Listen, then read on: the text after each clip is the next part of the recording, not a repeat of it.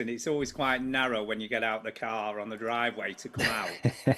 So there's always that. I always have to hold my arm in because I think I'm going to scratch my watch to bugger here, you know, like just walking along this wall, because it's those like knobbly bricks, you know, like the bricks that have a bit of a knobbly texture on them.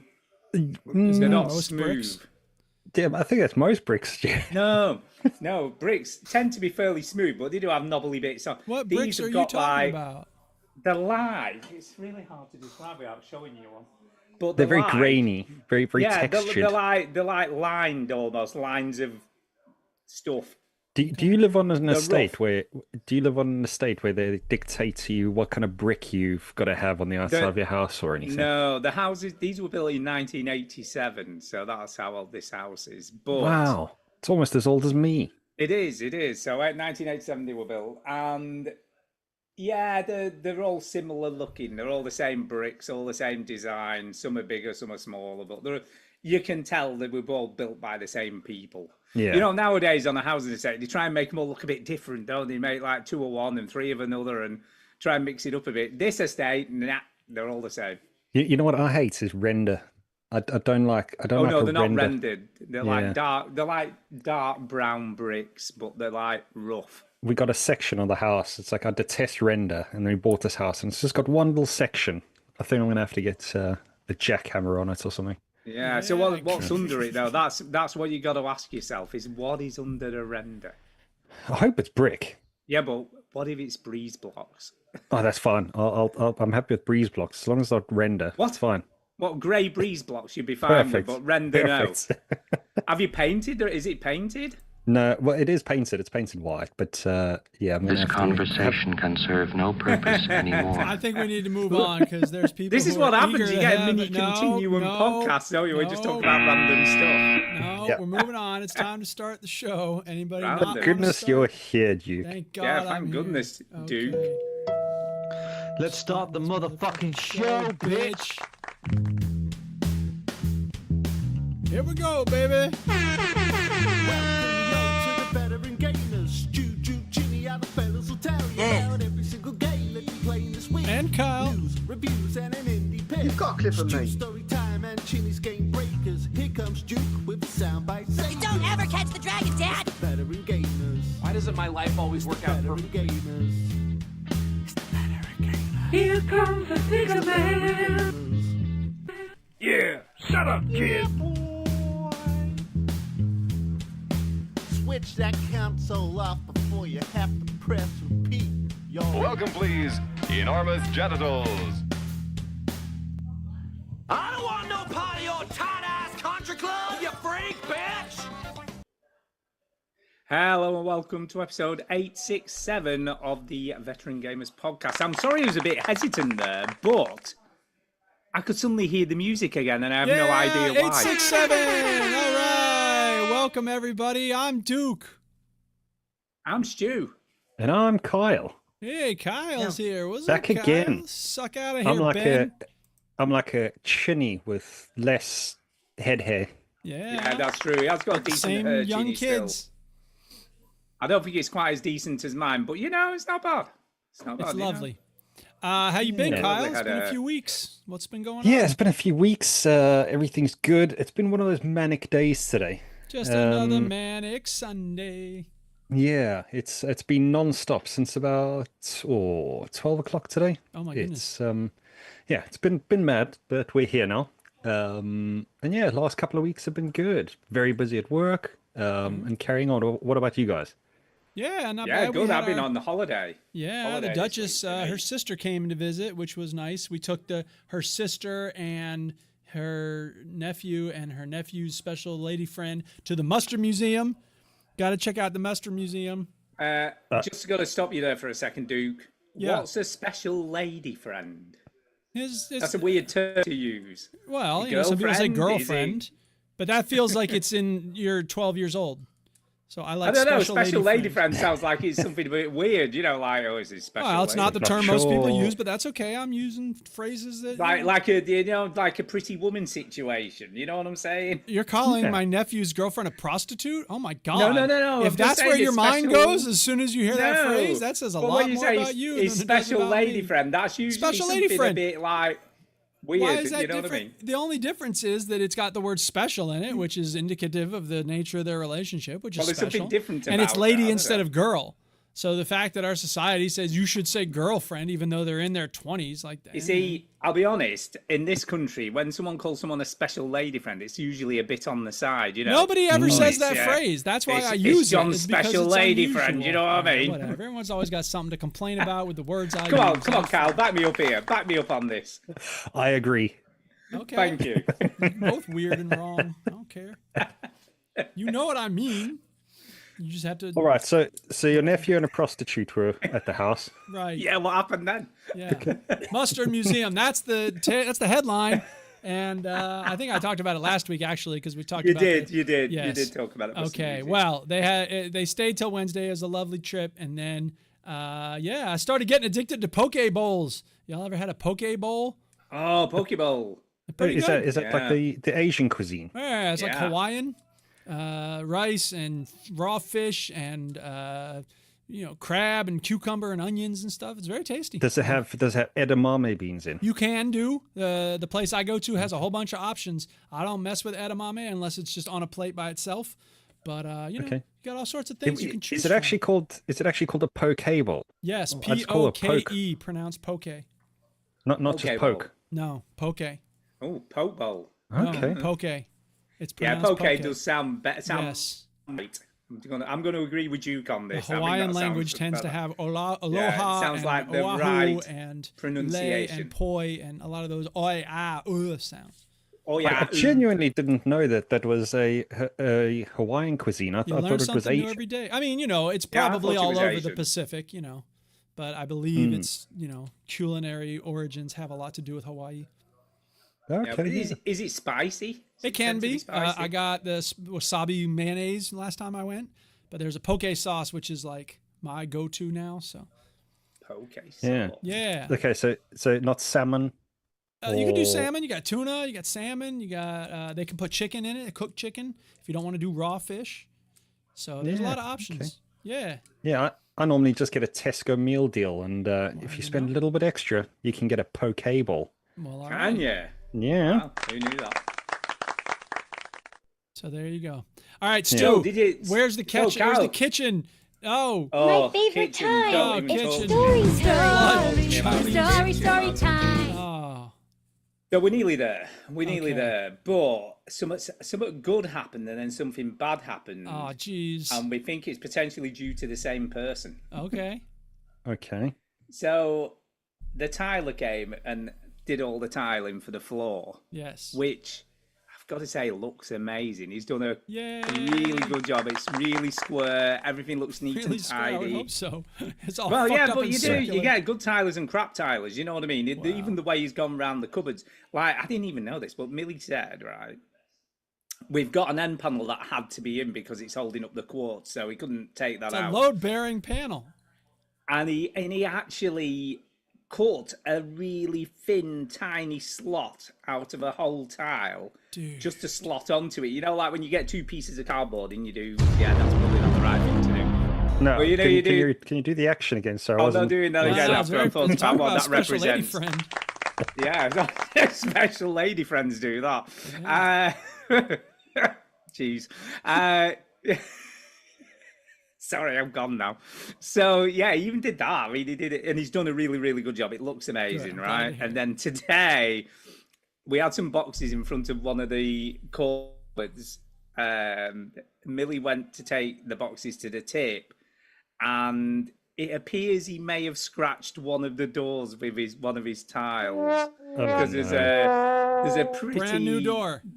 brand new door, pretty Oh, deep for scratch fuck's in sake. it, and it's Well, at an now he's angle, gotta buy a you a new downward door. angle. Well, the trouble is, since he's been, we've had a plumber in and we've also had a painter. Oh, so you don't know So who it's- fucked up your door. So we don't know who fucked it up. The Ah, suspicion is it's great. more than likely the tiler because edges of tiles are sharp. You don't know that. You can't prove that. We Edges of don't pipes know can that. be It could have sharp. been the paint. It could have been the painter with his Could have been the painter. ladders. Yeah. Hate with his ladders. The plumber didn't really go near it, so I don't think it's the plumber. Not so far. I'm as you blaming know. Millie. But Yeah, I'm really, just I think like, it was Millie. She's oh got a my vendetta. God. So right, we've got a brand new kitchen, right? Brand new kitchen. Brand new kitchen with a fucked up door. You can't With even close it now. Five, count them on one hand, 5 damaged doors so far. And we haven't even used the Why kitchen. did you We've put the got doors in 5 last? damaged doors. Yeah, Doors lost. are all fucked Well, up. we're not the fitter. We don't know. Well, We did the you get fitter to just call the does what he shots. does. It's your house. Although Millie said the exact same thing. There was no need for the doors to go on until the end. Why didn't the doors go on at got the end? good taste, that You girl. do know. Yeah, you've got to put up beaded curtains whilst you building go. construction is going on. Or And a then mylar afterwards- sheet. Get this right. The electrician, when he very first came, right, had to replace the electric box in the hallway. Yeah. Left the lounge door open and then knocked out a massive hole in the wall for the new one to go in, and there was dust everywhere because he left the door wide open into the lounge while he did it. Jeez. And it's like, why? Why did you think that was a good idea?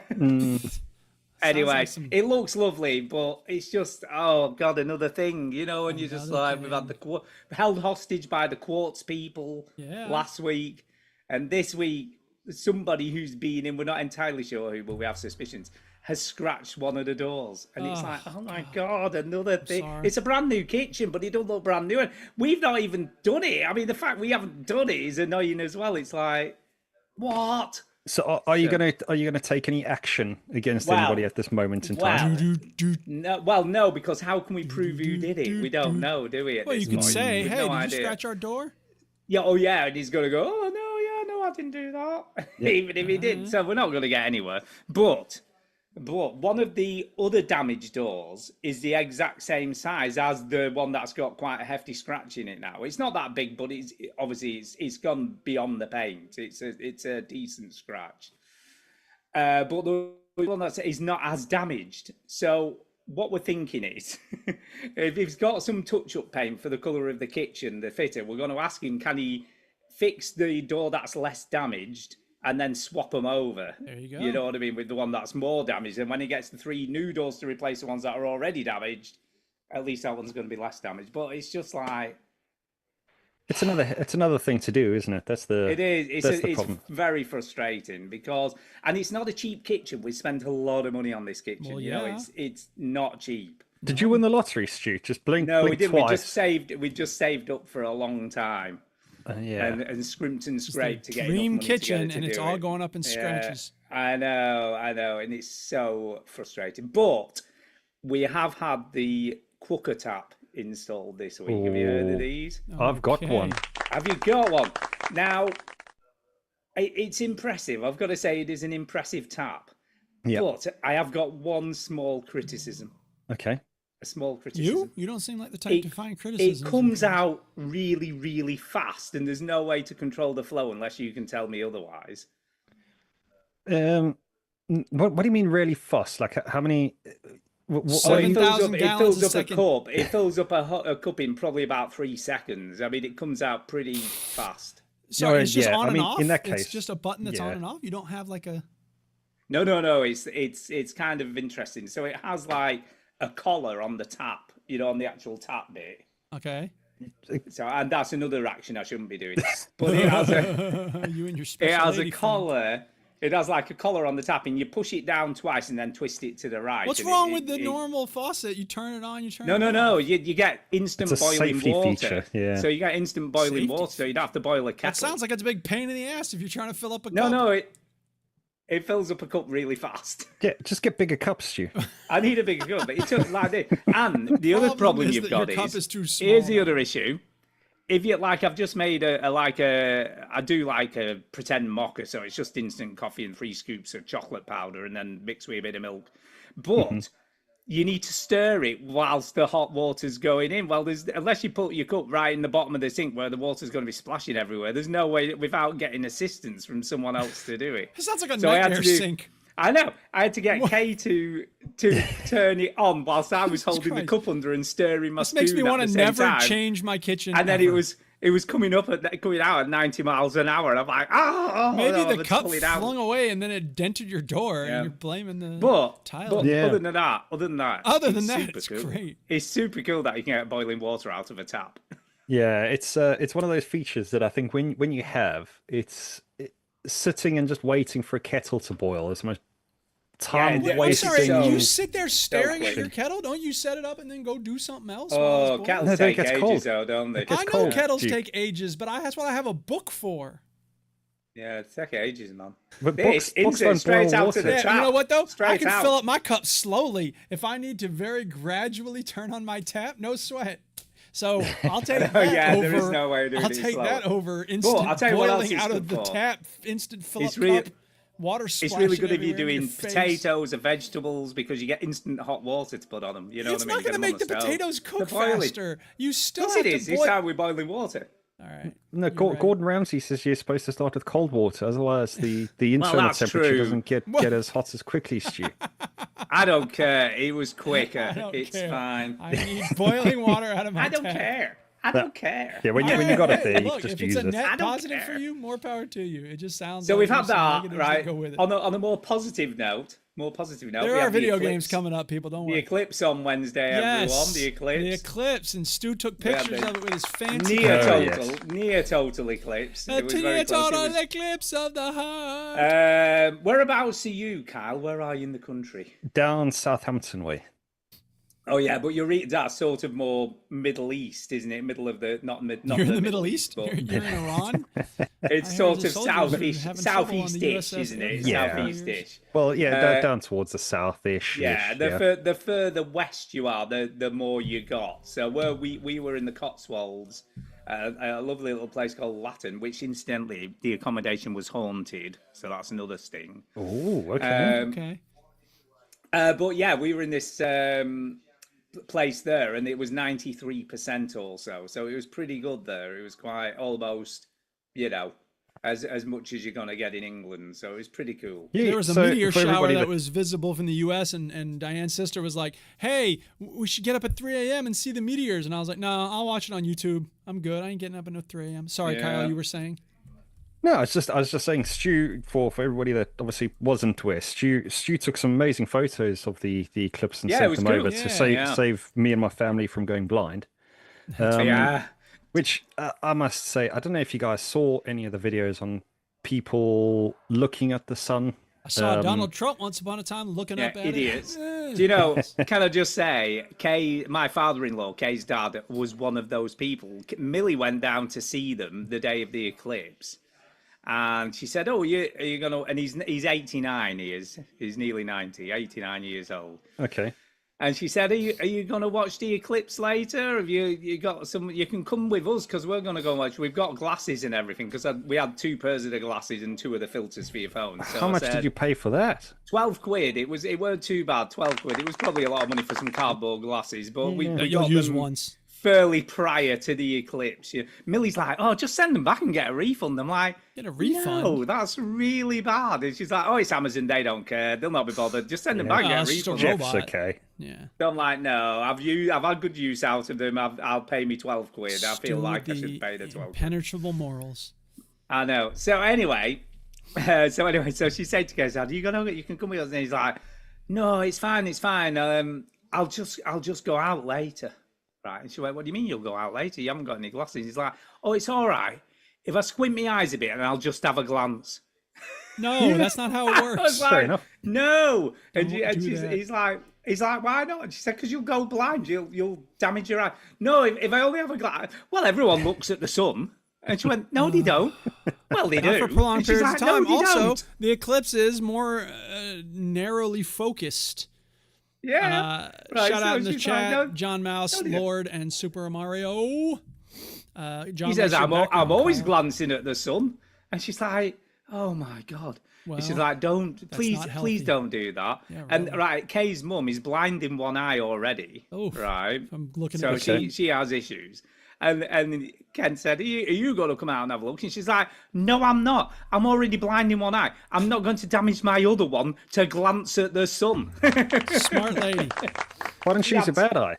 She had some sense. Yeah, she could have looked at it through that one. It wouldn't have made any difference. Now, I understand there's a story related to the weather as well. We need to get to this. People see... Yeah, and on Thursday, I think I've been the hottest I've ever been in this country. You're always as hot as you've been. Ever. 37 degrees it was on Thursday. Almost the global warming is making the planet uninhabitable. Which I think is the hottest temperature I've ever been in this country. It was unbelievable. It was unbelievably hot. Yeah. Sure. I'm getting tired of it now. Well, it's finished here. We've had probably about 20 today, and it's been raining. It's almost as though we need to change our entire energy system. And that's an whole other story because, oh, God. So, oh, God. You know my giant dick? Yes. My giant For those dick. who have never listened before, this is how Stu loves to say the word deck because there was some commercial well, from it's New due Zealand to or some something. Australian commercial, Right, wasn't Australian. it? Or New Zealand. Right. It was one or the other. Yes. Advertising deck oil. And I like to oil my giant dick. So anyway. So yeah, right. Because the weather was so crap at the beginning of the year. I usually do it in April, May time, but it was raining all the time. Then obviously when it got nicer, it was too hot to do it. Yes. So I've not done my dick, right? Okay. So I was like, I need to do it. And this weekend seemed the right weekend. So I power washed it yesterday, which took ages. That's the worst bit, getting all the grime off it. Stu, there's a hose pipe down. Not up here, there isn't. Okay. So we're still all right enough. Anyway, you guys are using all the water. It flows down south. No, it's fine. You guys are using all the water up there. No one knew anyway, so I didn't get reported as far as I know. But anyway, it had to be done, man. I've got to do this. He's got no choice. I've no choice. Yeah. So I power washed it all, right, yesterday. Looked at the weather forecast today. Dry all day, according to the weather forecast. Dry. Okay. Right? No rain forecast. Came out this morning. It's cloudy, but it looked all right. I'd literally just finished the first coat on the top dick, which is quite big. And it fucking rained. And I'm just like, are you fucking joking me? So yeah, so it wet. So I literally the last little bit I was doing is it started spitting. And then there was a shower, which probably only lasted about 5 or 10 minutes, but it was enough to almost wash off all the oil that I'd put on it. Oh no. And I was like, I've just spent an hour and a half doing that. Oh my God. I think you should report it to the Met office. I know. That BBC weather is a bag of shite. They don't know anything. I tell you what, if I ran my business like a weather station, I was saying this to Mom earlier. Just guessing. Just guessing what it's going to be. If a customer told me, Carl, do you know when I'm going to get these signs? And I said, there's about a 10% chance you're going to get it next week. Yeah, exactly. I like it. They'd be like, fuck off. Yeah, they would. I think you should do it. I think that should be your new line in your business. So other than that, it's been an all right week. Yeah, busy. It's been very busy. I've had barely any time to play games. I've managed to play some, but obviously being away on holiday and then I had stuff to do all weekend and oh God. What's he like? What is he like? Not playing games. What do you like? Where are you going? Story time's over, isn't it? What you been playing? What you been playing? What you been playing?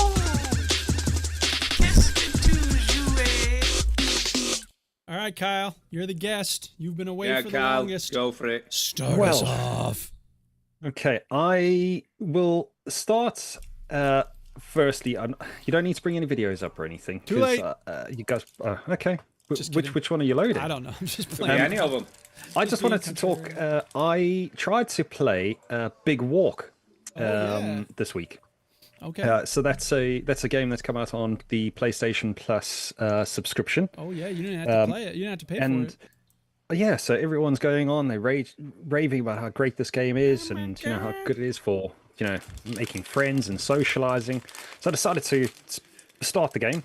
Hold on a second. Of all, Stu, are you baking popcorn or something? What's all that racket? No, I've got some Turkish delight. Silence your freaking mic. Go ahead, Kyle. You played Big Walk, right? So, I mean, the first thing I'll mention is when you start the game, it says Big Walk should be the only way you communicate. No voice calls, no talking face to face, no looking at screens. What do they care if you're using other comms? That's what I thought. I thought it's quite an unusual thing. They must be monitoring it. But I thought, okay, it doesn't matter. I will start a game. Abide by the rules. Yeah, that's what you did.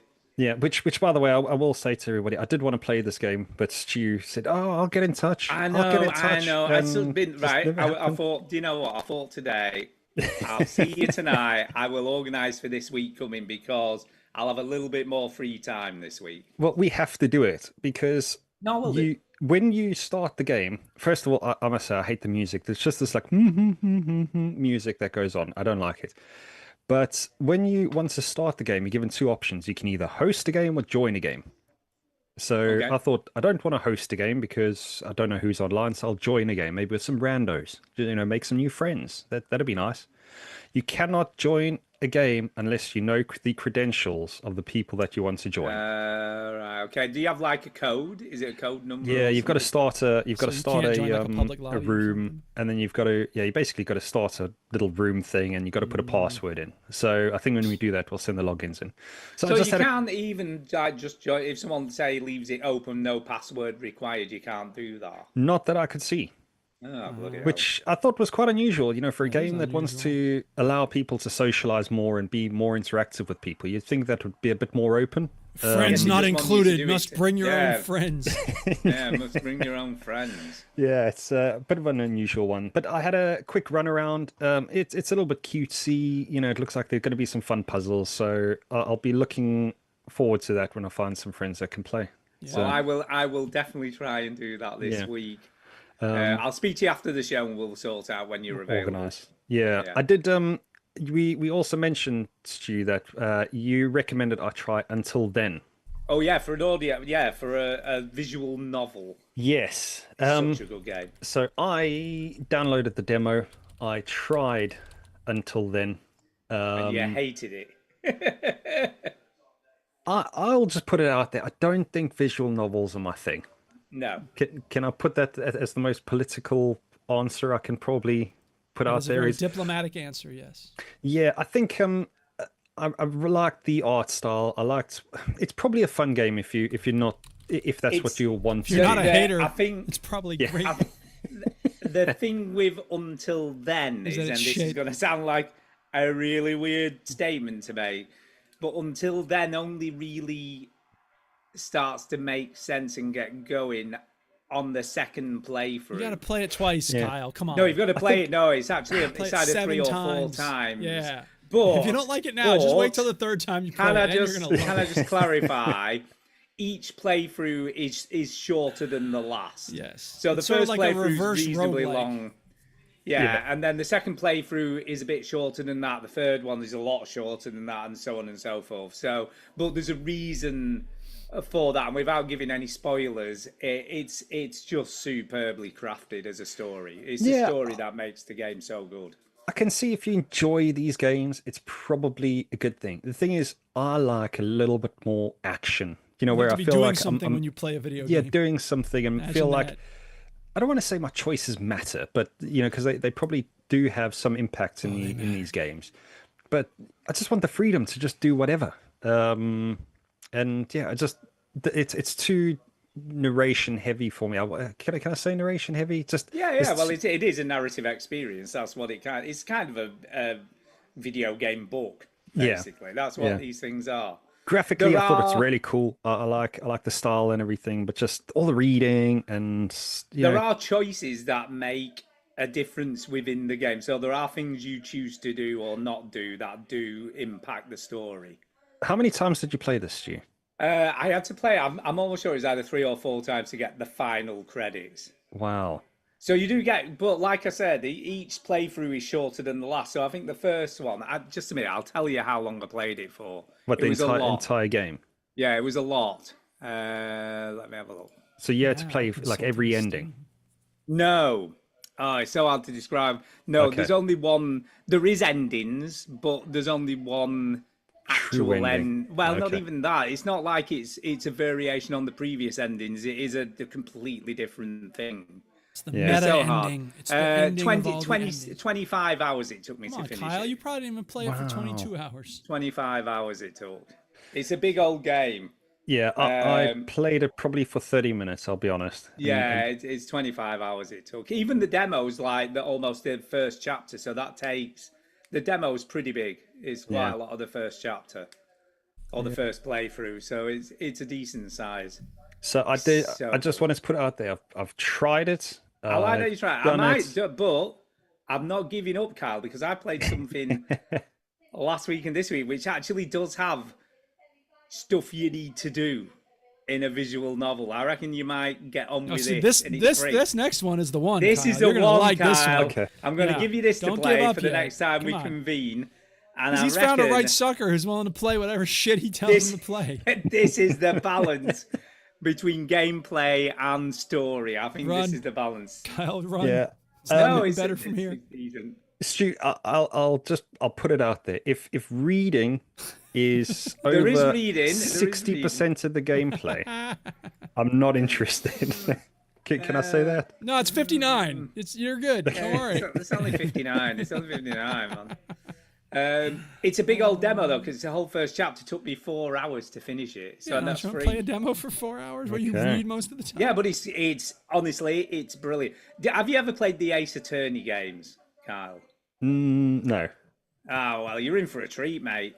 You're in for an absolute treat. Because Chinny likes those, so just play those. Yeah, Chinny likes Ace Attorney games, and he don't like just play reading. the Ace Attorney ones. Is that what you're recommending, Stuart, or are you recommending something similar to them? No, I'm recommending something similar. No. Just Kyle, just go play the Ace Attorney games because Stu and Chinny. No, you have to pay a lot of money for them. This is free to play. But sometimes it's worth it if you're getting a good game out of it, as opposed to a 4-hour demo that's free but not fun. It is a lot of fun and it is totally worth it. He said, "I'm telling you, I'm going to give it to you, but I'll talk about it myself." Well, is it the game that you're mentioning this week?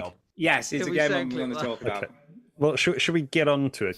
Shall I tell? See, there's your turn. Let's get into it. Okay. So I'd only played a little bit of this last week, and the game is called Of the Devil. Of the Devil it's called. And I sort of played it, was like, oh, this is all right, but I wasn't fully in. And then today I played it, and once I realised how the mechanics work, this is a really cool game. So you play as an attorney, so you're like a, pro bono, public defender, and you're given cases to defend, you know what I mean? And it's set in a cyberpunk world where there's barely ever anything goes to trial because everybody's monitored 24/7. Minority crime, right to room 101. There's no trial needed. So it's literally like you're convicted before you even get to court because they know you've done it. They know that you've done it because you're monitored that closely. And now, instead of you getting punished, Julia gets punished. Take that, Julia. Yeah, Big Brother is watching.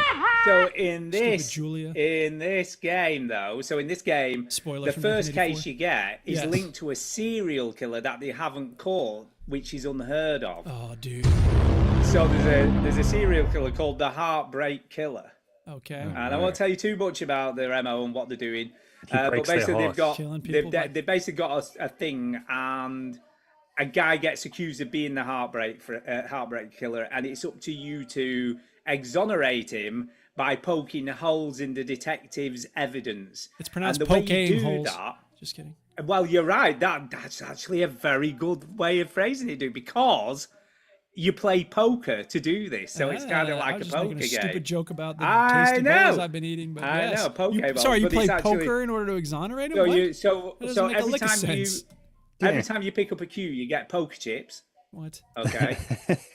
So every time you discover something, you get poker chips, and then you use them to poke holes in their theories and evidence. So they'll play a card, it'll be a piece of evidence. So we know that he was here at this time, and that his fingerprints were on the weapon, and that there's something else. And then you get to the last card, and you've got to use some of the evidence you've gathered to dispute what they're saying. So you've got to either remember what has been said, or remember how something might link to something else. It's very, very clever how it works. I was really, really super impressed with it, because there is unlike a normal visual novel, there is actual full-on gameplay elements. There's a real gameplay here, Kyle. Come on. Yeah, like there's a proper gameplay. Right. See, I've been watching a video. Gameplay. And I've not seen any gameplay so far. It's just been well, reading. No, but that only happens when you get to the when you get into the nitty gritty. Yeah, when skip you get ahead later 2 on. hours and see what kind of gameplay. No, the story's really good as well. Can I just say the ending of the first episode? You're not disputing the point he's making, though. Excellent. I skipped ahead 20 minutes. It's the same 3 people standing there talking. No, but they are. But you did. Look, until you play it, it's hard to describe. But Kyle, please give it a good shake because I think this is the one. It's got gameplay and story. So, so do you play poker? Is that the idea? You just but it's played like so you can raise. So say you're dead certain on the piece of evidence you need to give to them to prove them wrong, and you're absolutely so you can raise then. Yeah. Which you then get more poker chips to use in the next hand, if you will, the next point of contention. Okay. So it's really hard to describe. So it's not actual poker. So it's just like higher or lower.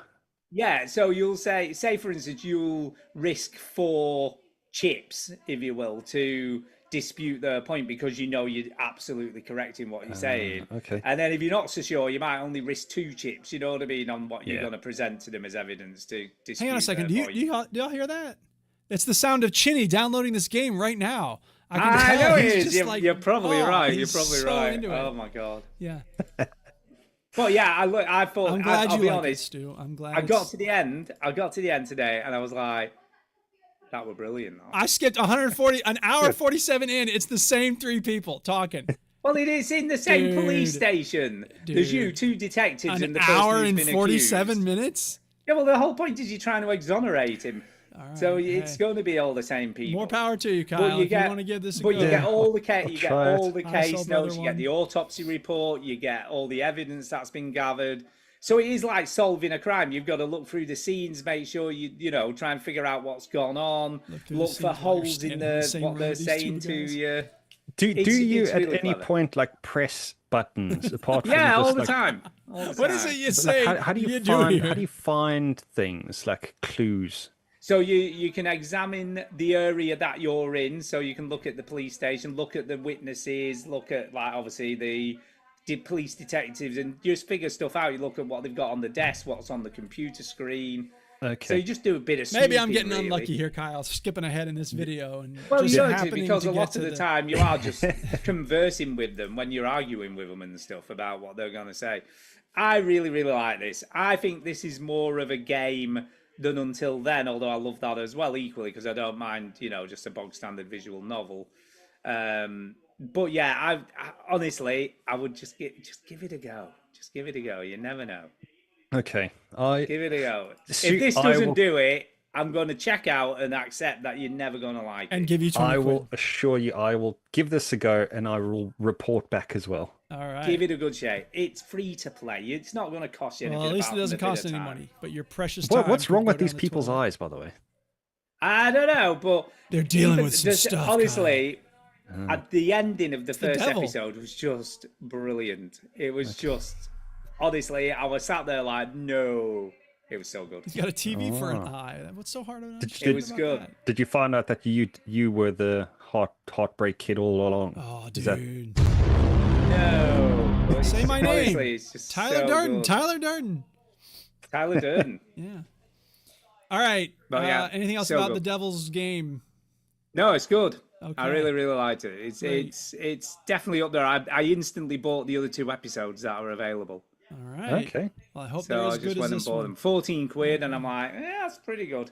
So you expect this is going to be like coming in seasons? You're going to get? I don't know. It wasn't pricey. The first episode's obviously free, and then it's 14 quid for the other 2. That's how they get you. Same with cocaine. And then episode 3's coming out this year at some point. Ah, okay. But it's really well written. It's really the actual graphics are really cool. It does feel like a cyberpunk setting. They do a really good job of that. Yeah. I just think it's really clever.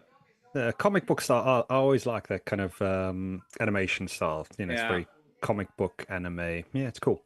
Yeah, it does look cool. There's I'll animation. give it a go as well, Stu. See people Give it a go. You probably throw my hate chips it. at people. You probably equally hate it, but you know, I'm fine with that. You know what I mean? I'm going to be honest. I can't go into it without some skepticism. You know, based on my experience so far. But that's okay. I will try. Sign on my classroom wall says I'm not cynical. I've been taking notes. Exactly. All right. Okay, Duke. Over to Duke. Rocket League is a great game. I love it. I play a lot of it. Shout out Antonio. I don't think I played any games with him this week because he's been busy. I was busy. It's that thing of when you're hosting people, like I feel like I ought to be entertaining them all the time. At one point they went elsewhere and I was like, oh, I have time to play Rocket League. And I'm like, I haven't played this in days. It's so much fun. And it's like, I feel bad. You know what I mean? Like I should be doing other things when I have guests, but whatever. No. Well, I was getting derided by the plumber for being a gamer. Why? What does he have to say about it? He was like, what are you doing that for? That's just weird, that. Why are you playing games? Why are you playing video games? Because they're fun. What does he do all day? What do you do with your spare time there, He's a buddy? massive football fan. I'm like, why are you watching? Yeah, watching football isn't a waste of time. Kick a bag of wind round the field for 90 minutes. What Haters are you gonna doing? hate. Who cares? Right, so we're having a bit of back and forth. And he said, oh, my brother's a gamer. Brother's a gamer. I said, all right, what's he play? Oh, he plays really weird games. Like of the devil? I said, like what? FIFA? Right? Yeah. No, listen. So I said, like what? And he went, oh, Rocket League. Hey, weird, Rocket League, woo! Weird game. That's what's and I'm up. like, why is that weird? And he's Apex. He plays. Is it Apex Legends? Apex or whatever Legends. Yeah, he plays Apex Legends as well. I'm like, there's just multiplayer games. What's weird about him? I don't know. They're just weird. So that was his justification. Sounds like he's weird and a hater. They're just weird. The Artisan of Plymouth puzzle game of the year. Loving it. How's the Trump ballroom looking? Gilded? What?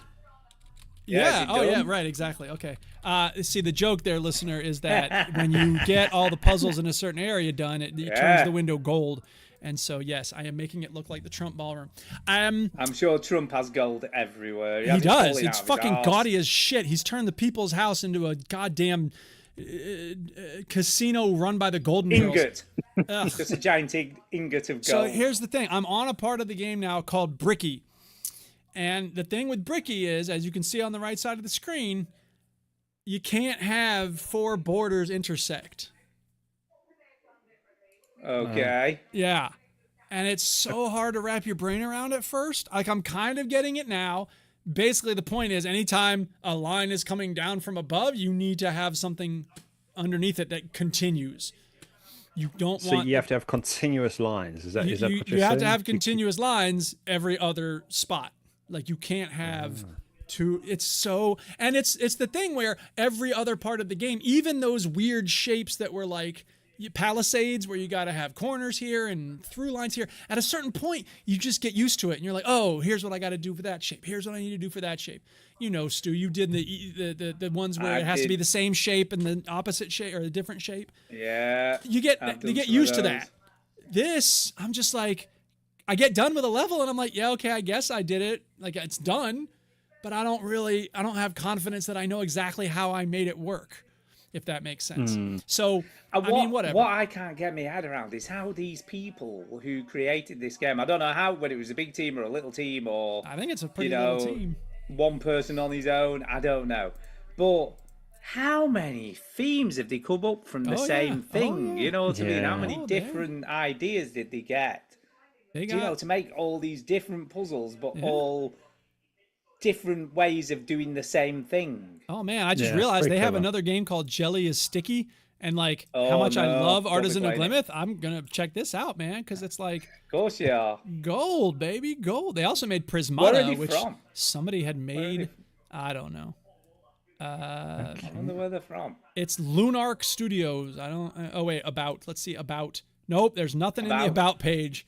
253 creator followers. Yeah, they're a boot. Is that what it says? Canadian?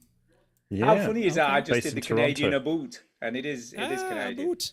Hey, American ambassador, get the fuck out! Did you see that? They're trying to get rid of the American ambassador to Canada. That's pretty funny. Anyway, Artisan of Glimmet, I'm up to 673 puzzles that I have solved at this I can't point. believe they've created so much stuff. Good. So much content for a little game. So much content. Well, it's not a little game, is it? It's a huge game. It's a huge game. It's beautifully made. Game, this is. I think I'm maybe getting to the end, but at this rate, I'm doing like one area a week, basically. Because there's like 50 puzzles in the area I'm doing now. So it's going to take me a minute. But that's okay, because it's a lot of fun, and I'm making progress, so hooray for the Artisan of Glimmet. That's pretty much all are you in the castle yet? I am in the castle. I think I'm like... Okay. I don't remember... Yeah, no, because I got the achievement that's like, gain entry to the castle. Nothing big happens when you get to the castle, like aside from that achievement, but... Except that you're in a castle. I'm in a castle. But the puzzles don't look different. It's not like some guards come out or something like. But I assume the exterior, you know, the overworld looks about the same. To be honest, like it's just more castle-y. Well, no, there's still sky. It's just. Well, you're in a castle. How can you're not be in the castle? You're near the castle. I don't know. I don't know. Are you in the castle or outside the castle? I don't know. I feel like I'm in it, but I'm not in it. So are you alive or dead? Are you, Who knows? in the same state at the same time? I've got amnesia. What is it? Right. Yeah. Can you remember? Yeah. So since are we rotating again, or should I keep going? No, keep on going. Keep going. Yeah. Okay. Yeah, keep so going. the other game that I've been playing is Icarus. Yeah. Oh my God. Icarus is my life. I am just. Oh, so you're still playing Icarus at the moment? You're playing like did you say a single player offline mode? That's right. Okay, so you get to build your technology tree a lot further than you would have. That's right. Done previously. Okay. That's right. And the game was originally designed to be extraction style, so you drop in, build a little base, do the missions, and then leave, and then you start all over the next time you do a mission. But they wisely released an open world mode where you just keep going and you can do the missions because it's all the same map. Okay. I've got a base that is to be feared now, because when I first got to the desert, there's cougars, there's boars, there's these dribbo things, there's hyenas, there's scorpions, there's all these monsters fucking you up, and I was just like, every 5 seconds my horse was outside and I'd hear him going like fighting something off, and I'd run out, there's a cougar attacking him, I'd be like fuck off. And then I was like, okay, I'll build some walls to try to protect my horse, and I did, and it was fine, but did it work? It did, but then the cougars were attacking the walls, and I'd have to be repairing the walls, and I was just like, this is such a pain in the ass. What sort of cougar attacks a wall? An angry cougar, I'm saying, though. What's wrong with them? Here's the thing. I realized that I am the first type of survival player and not the second type of survival player. Let me explain. The first type of survival player, which I am, is you start on the left side of the tech tree, and you just sort of discover what you need in the moment when you need to discover it, okay? The second type starts on the right side of the tech tree and looks at all the possibilities and then goes back and says, okay, what do I need to do to get there? Yeah. I'm not that type of guy. But if I had done, I would have realized there are walls that are like exterior walls, and there are like wooden spikes you can put on those walls. So if some animal comes at your wall, he gets impaled on the spike. Now what? So I now have stone walls, like high stone wall, and you can put like parapets up on. You can walk on the top of the stone wall with a little ramp going up to it. So now a cougar comes up and I'm just like, pow, pow. What now, cougar? Fuck you. And if something does get up to the wall, there's these wooden spikes that are going to gouge its face open. So step right up and see what happens, you punk. I mean, you've done like medieval fortifications. I have done medieval fortifications. That's basically what you've done. You've got to build a moat as well. Now all you need is some hot oil to pour on them, and you're sorted. Some boiling oil. So I've got like 300 bullets for my assault rifle. I've got the right equipment to repair my gun because I used to have to go back to my home base. I'm like riding high now. I'm scared of nothing except the mission that I just accepted. It requires me to go into the snowy glacier area, and I'm like, fuck. I'm not kitted out for that. I'm ready to live in the desert, but I'm not. Can we just say the dude on the screen has literally got a shed? Yeah, This dude has literally just got a shed. Well, I mean, this doesn't sound a patch on your base. You can't make a huge stone base right off the bat. You got to have something to live in while you're getting your stone. guess. So, don't knock the shed, man. This One guy step looks at a time. terrible compared to you. I mean, this guy's an amateur. Hey, Amateur, man. Hey. So, Don't hate on can you build someone's like shit. any external armaments, like laser weapons? No, or, I mean, what anything about that's that? going to maybe defend the that's base? maybe that's the next tech tree level. I don't know. Look, I don't do that. It's just not the way I play. I'm just like, I reach a certain point and then I'm like, okay, what's next? Because here's the thing. What about an Exocet missile? Could you build one of those? No. I went to do a mission that involves going to different parts of the desert, putting the scanner down, and then monsters come and you fight the monsters off. And as I'm going to the area to put the scanner up, there's oil shooting out of the ground. I'm like, I didn't know there was oil in this game. You need to catch that in a bucket and then pour it on the animals trying to get in your base, no, man. not that. There's probably like machines I can power with oil, so I need to put a derrick up probably, and then derrick sayings. No. Yeah. Hello?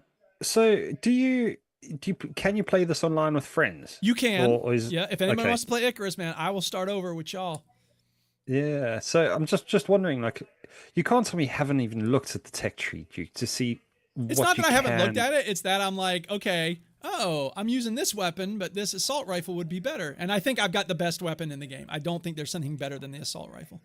Okay, so you went straight to it. I went straight to it. I was like, that's the weapon I need to have. Because the other weapons are kind of shit. They're like single fire. It's like in Rust when you get that first gun. And it's like, and it's garbage.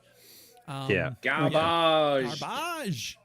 So weirdly, the plumber, I said, your brother needs to play this game that my mate Duke's playing. He loves it. Because he's into survival games as well. Oh yeah, sure. So I said, he's playing Ark. Is it Ark? Yeah, Ark's a good game. Ark. The anyway, he's playing that. And I went, he needs to play it. And he said, what's it called? I'll tell him. I'm like, it's called Icarus. Yeah. I said, tell him to play that. I love it. Yeah. I said, it doesn't sound like a survival game, but it is. Apparently, see, this is funny because this person's chopping up the tree and he has to pick up the logs. I've long ago gotten the perk where you just automatically pick up the logs. You don't have to pick them up. I'm just like, I told you, this dude's an amateur. I remember when I had to pick up logs. Yeah. So anyway, Icarus. Just start uploading your own videos now onto YouTube. Yeah, you need to be showing people what they're supposed to be doing. Yeah, but then everyone will be like, you should do this and this and this and this and this. So that's the other thing. Like, the fun for me of these games is discovering this stuff. And I think part of it is like, if I looked at the tech tree and I was like, ooh, I want to get that. I mean, that gives you something to aim for, and that's what I've done up to the end of level 4. But that's not, I don't know. It's kind of fun to just be like, I don't know. It's not exactly fun, but it is a big relief to realize, I can make these big stone walls and put spikes on it. And now the monsters are leaving me alone. They don't even come toward the base, really. So I'm like, all right, I've got it figured out. It's like, I'm settled now. See, I know the problem with a game like this is I could get lost in this for hours. Oh yeah, that's the problem for me. It's just again doing needless shit for no reason. It's not no reason. It gets you to do busy work. It's the game. It's you're surviving, man.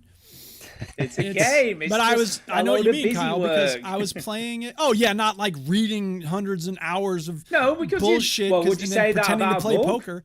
So is that like a novel then? Look, all I'm saying is, hey, if you're enjoying it, it's not a waste of time. Careful. If you're enjoying it, it's not a waste of time.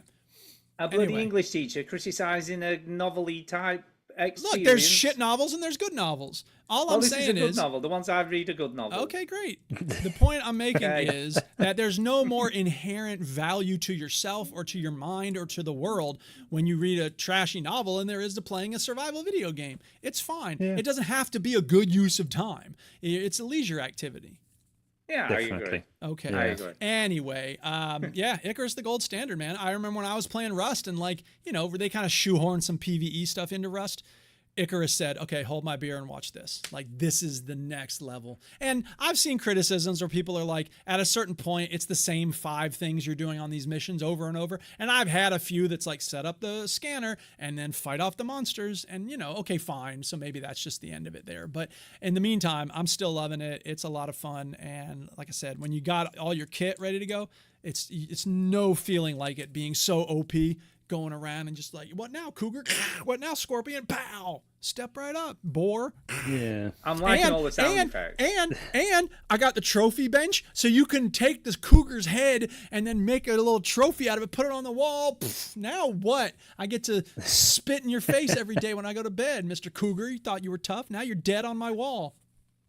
I think Now- that's the thing with these games is you almost have to make your own fun with Yeah, it, sure. don't you? You just keep making your own bases and you keep developing that way and make new skills and or you know find new things to do. And it's the That's rarity part of the it. It's fun. the fact that it's like, and I hate exploring, but if you find the map where it's like, there's a map where it's like, okay, here's where the caves are, here's where the resources, you get like deep mining resources, you have to put a little mining machine on top of it.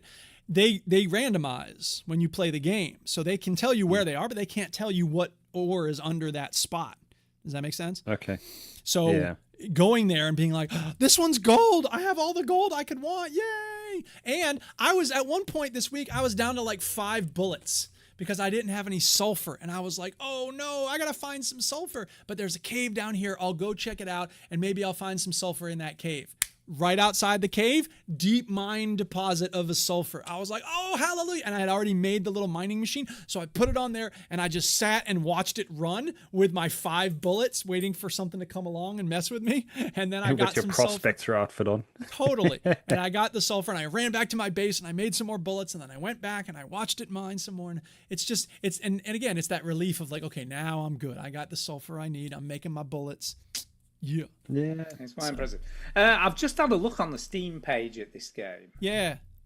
This game has a lot of additional content. Oh, yes. That's the biggest complaint people have. Holy Because here's the thing. shit But see, this is what I balls. don't get. I mean, look, they're trying to make money and, you know, So whatever, just to put this into perspective, right? There's the full bundle, right? It includes the base game and everything else you can get with it. $700. Right? Which is 1, 2, 4, It's like 5, 12. 6, 7, 8, 9, 10. Icarus interior decorations pack, by the way. 11, 12, 13. Who's going to 14, buy that? That's 15, ridiculous. 16, What's in it? 17, 18. Yeah, 1 week 19. later. There are 19 expansions for Yes. this How much for game all of them? available. So if you want to buy all of those UK money wise, Yeah. 174 quid, right? And that is with 20% off currently. Hey, it's 20% off. It's a great deal. 20% that's, off, man. Everybody says when they recommend the game, people who are curious about the game always look and go, Wow. wait a minute, what's with all this DLC? Let me tell you something, people. I've played this game, and I don't play it the way everyone else does. I'm not the straight through kind of guy. I wander around and, just take my time. But I've played it for 82 hours. And You've got your money's worth. I'm in the desert. There's like 7 biomes. So I mean, to be you fair, get the base game's 30 quid, so it's not cheap. It's not cheap, but it does go on sale quite often, and it's worth it, man. I've gotten more value for my money in this game than I have in a lot of games in a long time. So, if you like survival, Icarus, don't let it fool you. Don't play it mission by mission. Do the open world and do the missions that way. Well, And kind of it's- just I like, you can get the Icarus Zebra Rescue mission for free. Fuck about no zebra rescue. Although, can you get a zebra mount then? And, like ride a zebra I think around you can when you're keep it done? as a horse afterwards. I think it's man, like see, now I need to know about that. a pet. It's got a seat on its back in the picture. Yeah, okay. Does light on fire as well, like normal yeah. zebras. Yeah, it does. Oh, cool. Cool. Interesting. I think this is supposed to be coming out on PS5 at some point, isn't it? as Yeah, well? I heard something about that, and yeah, I just. Are you going to be in there, Kyle? Are you going to be playing the shit out of this game once it arrives on the PS? Oh, the Matariki look- mission is free too. Shit, I should get these. Oh, you see, I am- get them on the free. I'm getting to that FREE point, free. Yeah. Stu, where I've got such a backlog of games. Oh, we're all there. I just I'm feeling so bad about it that I've actually I maybe need to stop. When an addict decides they do have a problem. Yeah. I'm getting to that point now, but Icarus does look pretty cool. It does look And pretty cool. here's the thing, Kyle. You ready for this? This is going to blow your mind. When you play this game, you're doing stuff, not just watching people talk. There you go, So there I don't you want to go. rub it in, Stu, but Yeah, there you is go. that benefit. Yeah, and Kyle, what you've got to do is think of it like this. So you're like, oh, that weed was good, but that cocaine was Yeah. If you are worried about burning a whole lot of time in a game, this will burn a whole lot of time in this game. Yeah, it is. That crystal meth there. Why are the reviews on this mixed? Like, what the hell? Just see what happens. Yeah. Look at Yeah, it looks this. like it's 24 quid at the moment on PlayStation. So I don't This is know. ridiculous. It's a free Maybe. DLC, and people I are don't like, "It's just a know. desert horse. I do not recommend it." It's free. What are you complaining about? The mission isn't even very good. Oh, it says the price should be $0. So maybe this was back when they charged for it. All right. I guess they heard the complaining and they were like, this is like the horse armor, isn't it? Let's be honest. well, it used to be, but now it's free. Or it's get the pet bundle. Why can't I click on it? It's just in the bundle, man. Yeah, do you have to pay? So he taunts you and goes, "Oh, it's free," but it's not actually free. I don't see a way to download it. That's weird. So you got to buy the pet. Have you got to buy the pet bundle to get the free zebra mission? Is that what it is? Yeah, you got to buy the expansion pack to get the other. I'm not buying shit. To get the free one. Forget it. It's not happening, Icarus. Kyle, back over to you. What else? Yeah, what you got, Kyle? Let's talk about. Oh, let me get my notes up. Sorry, guys, I've how dare you lost not it be here. Can we quickly talk about? I don't know how much time we got. Can I talk about Power Rangers? As much time as you like. I don't care. We just go on as long as we need to. I don't have to be up early in the morning. You're not going to work tomorrow? No, I'm off. I'm off till Tuesday. Really? So, all night podcast. Going, come on, Kyle, hurry up. No, I should have brought more beers. Yeah, you should. Yeah, you all right, should. Mighty Morphin Power Rangers. Yeah, never watched it. I was too old. I was going to never ask. Too old for Power Rangers. Who? Okay, Stu didn't. I remember it, but I was too old. No, I never actually watched it. No, sorry. I know there's a pink one and a green one and a black one or whatever. Yeah, yeah. Okay, so I watched 28 years later, and there was a bit of a skit on that at the end of it. Go ahead, Kyle. Tell us about the game. I don't know. So we've got Power Rangers. Yes. Everybody that has maybe watched Power Rangers, this is an arcade beat 'em up style kind of game. Yeah. Yeah, there's quite a few of those, like the Ninja Turtle game. There was a Simpsons one, classic. Now, this was released, I think, a couple of years ago. And I'm never sure about beat 'em up games because when it's a normal kind of side-scrolling game, you've just got your character. You've got to go up and down, like Golden Axe or Battletoads along those lines. You're basically just going around the screen. It's just punching and kicking Rage, things. Isn't it? Exactly. And that's exact. But of course, your Power Rangers, you get to pick in the beginning. You get to pick whichever Power Ranger you want to play with. I was going to ask you guys which is your favorite Power Ranger, but yeah, the red one, the powerful one. Yeah, the one that was kicking someone in the face. I'll go with that one. Okay, you guys are wrong. Which is the best one? Go ahead. Well, which one was it, Cal? Go on, tell us. Which one was it?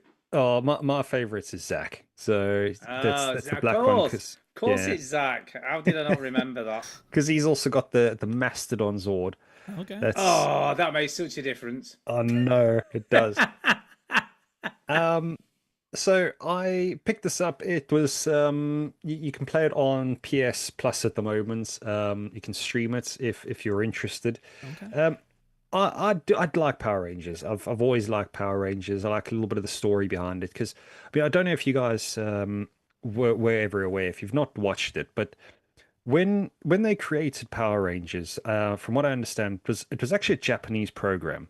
Oh, I remember what it looked like, and it was proper funky. I mean, it was like funky. But what are the things that I didn't realize they did when I was a kid, because obviously you're a kid, is they kept all the fighting scenes, but then all the other scenes, that required the acting and the talking and speech, they only reshot those in the show. So it's when you start realizing that, I've gone back and I watched it with my daughter as well. The old version. Now here's a question. Here's a question, Carl. Okay.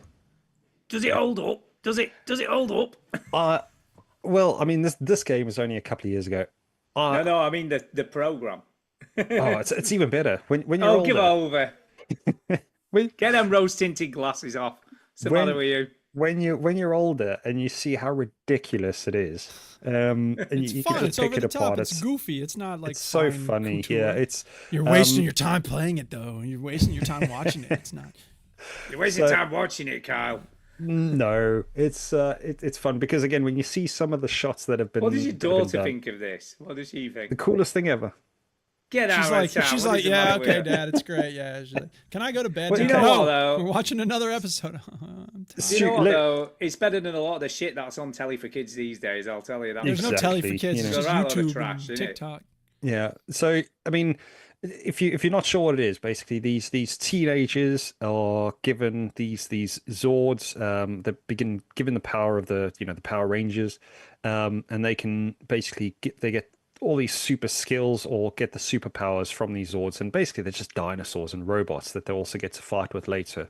Yeah. And this game in particular, it's side-scrolling. It's very easy to play. You pick up a few things Does it along have the the way. dinosaurs in it? Are they in it? Yeah, well, when you start getting Oh, through here we to go. the different levels, it actually goes from the side-scrolling kind of screen where you go, up and down, do your thing.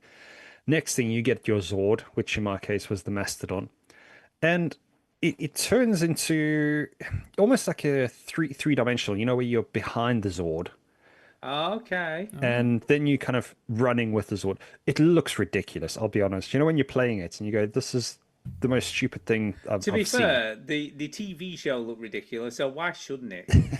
Let's let it look Well, ridiculous. it's over the top. It's Let's fine. make it It's over in the keeping. top. Go ahead. Be Yeah. ridiculous. Yeah. So if I can say, it was very much as soon as you get past that mode and you're in the Mastodon, you can.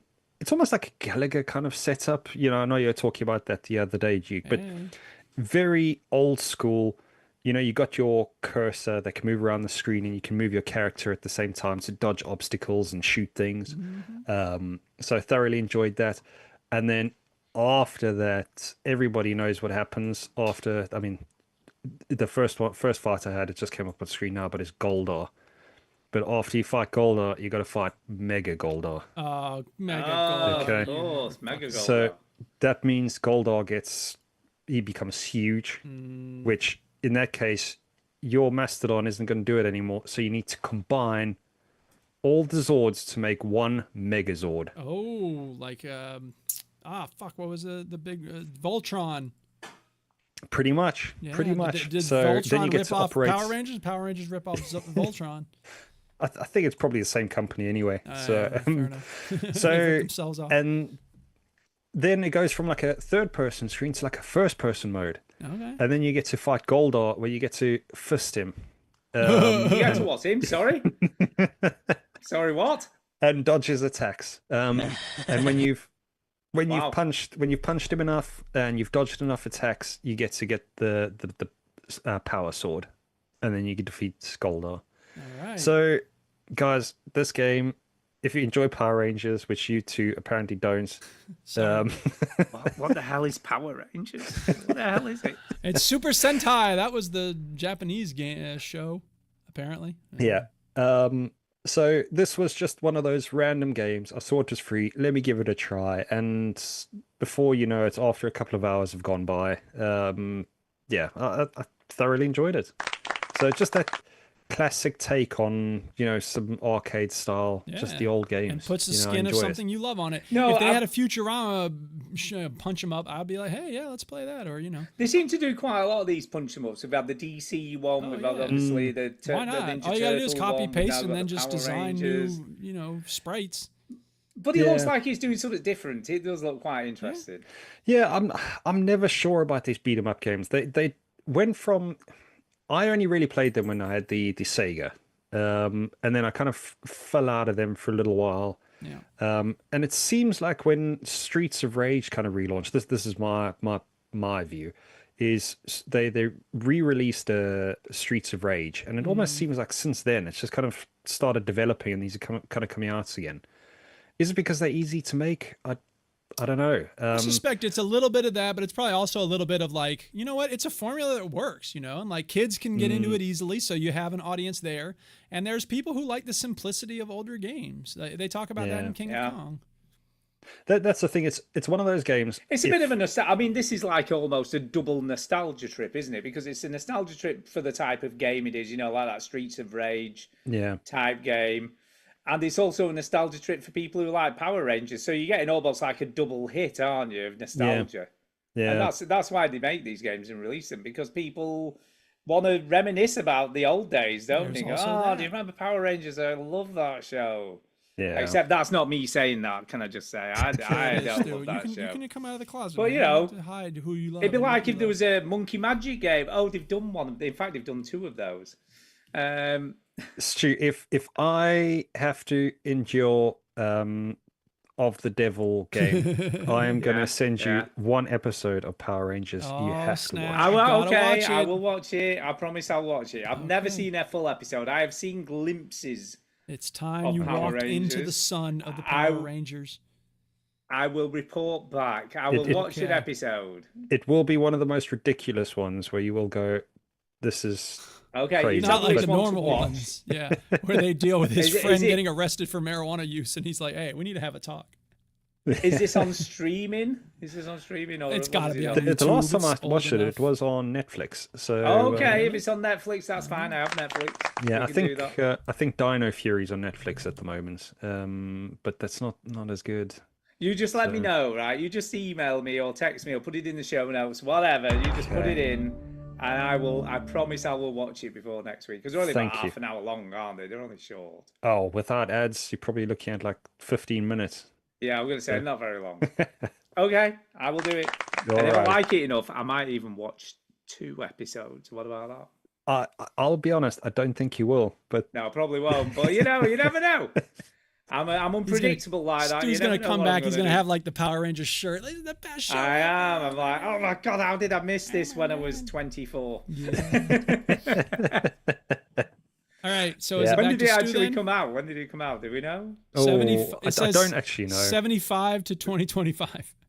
That was in the Wikipedia Wikipedia article. I watched it when I was a kid, so that was in the 90s. Let me have a look. Power Rangers. It was 1993. It was first released. Oh yeah, so right. I would have been 21 when that came out. Yeah, you're old. And you didn't watch it? No, I didn't watch it at 21. No, I was getting pissed. Doing? Okay. Pissed. In fact, to be fair, I was nearly engaged. Both. I was nearly engaged at that age. You hear that, kids? Okay. You can get pissed and watch Power Rangers and play Power Rangers. You go. Yeah. Apparently, when you're 21. Right. All right. Anything else about this game, there, Kyle? That's all good. Thank you, guys. Okay, Stu, back to you. Right? Yes, I have got. Do you know what? I quite like that Helizels. Really? You've been playing more of that. So I'm going to play some more of this game because I kind of liked it. I kind of liked the idea of it, the not knowing where you're going thing, and just sort of playing it by ear and solving puzzles. And I actually quite like this game. I played quite a lot of it. I played way more than I thought I was going to do, but I just wanted something different. Okay. And I feel like this game's doing something a bit different than a lot of other games at the moment. I suppose. So yeah, I really enjoyed it. Yeah, I'm liking this game. I'm exploring, I'm fighting, I'm hitting things with swords. I'm getting. But you can't just hit things with swords. You got to wait for the blood to come out of the thing and coalesce into a cube and then attack the cube. I know. There is stuff to do. And then it's like every enemy you come across is different. Oh, these fight in tandem and you've got to do this before you can do this. Which is fine. I mean, a little variety in combat. Never hurt anybody. It's not. I have obviously got it set on easy because I'm not a masochist. No, I don't blame you.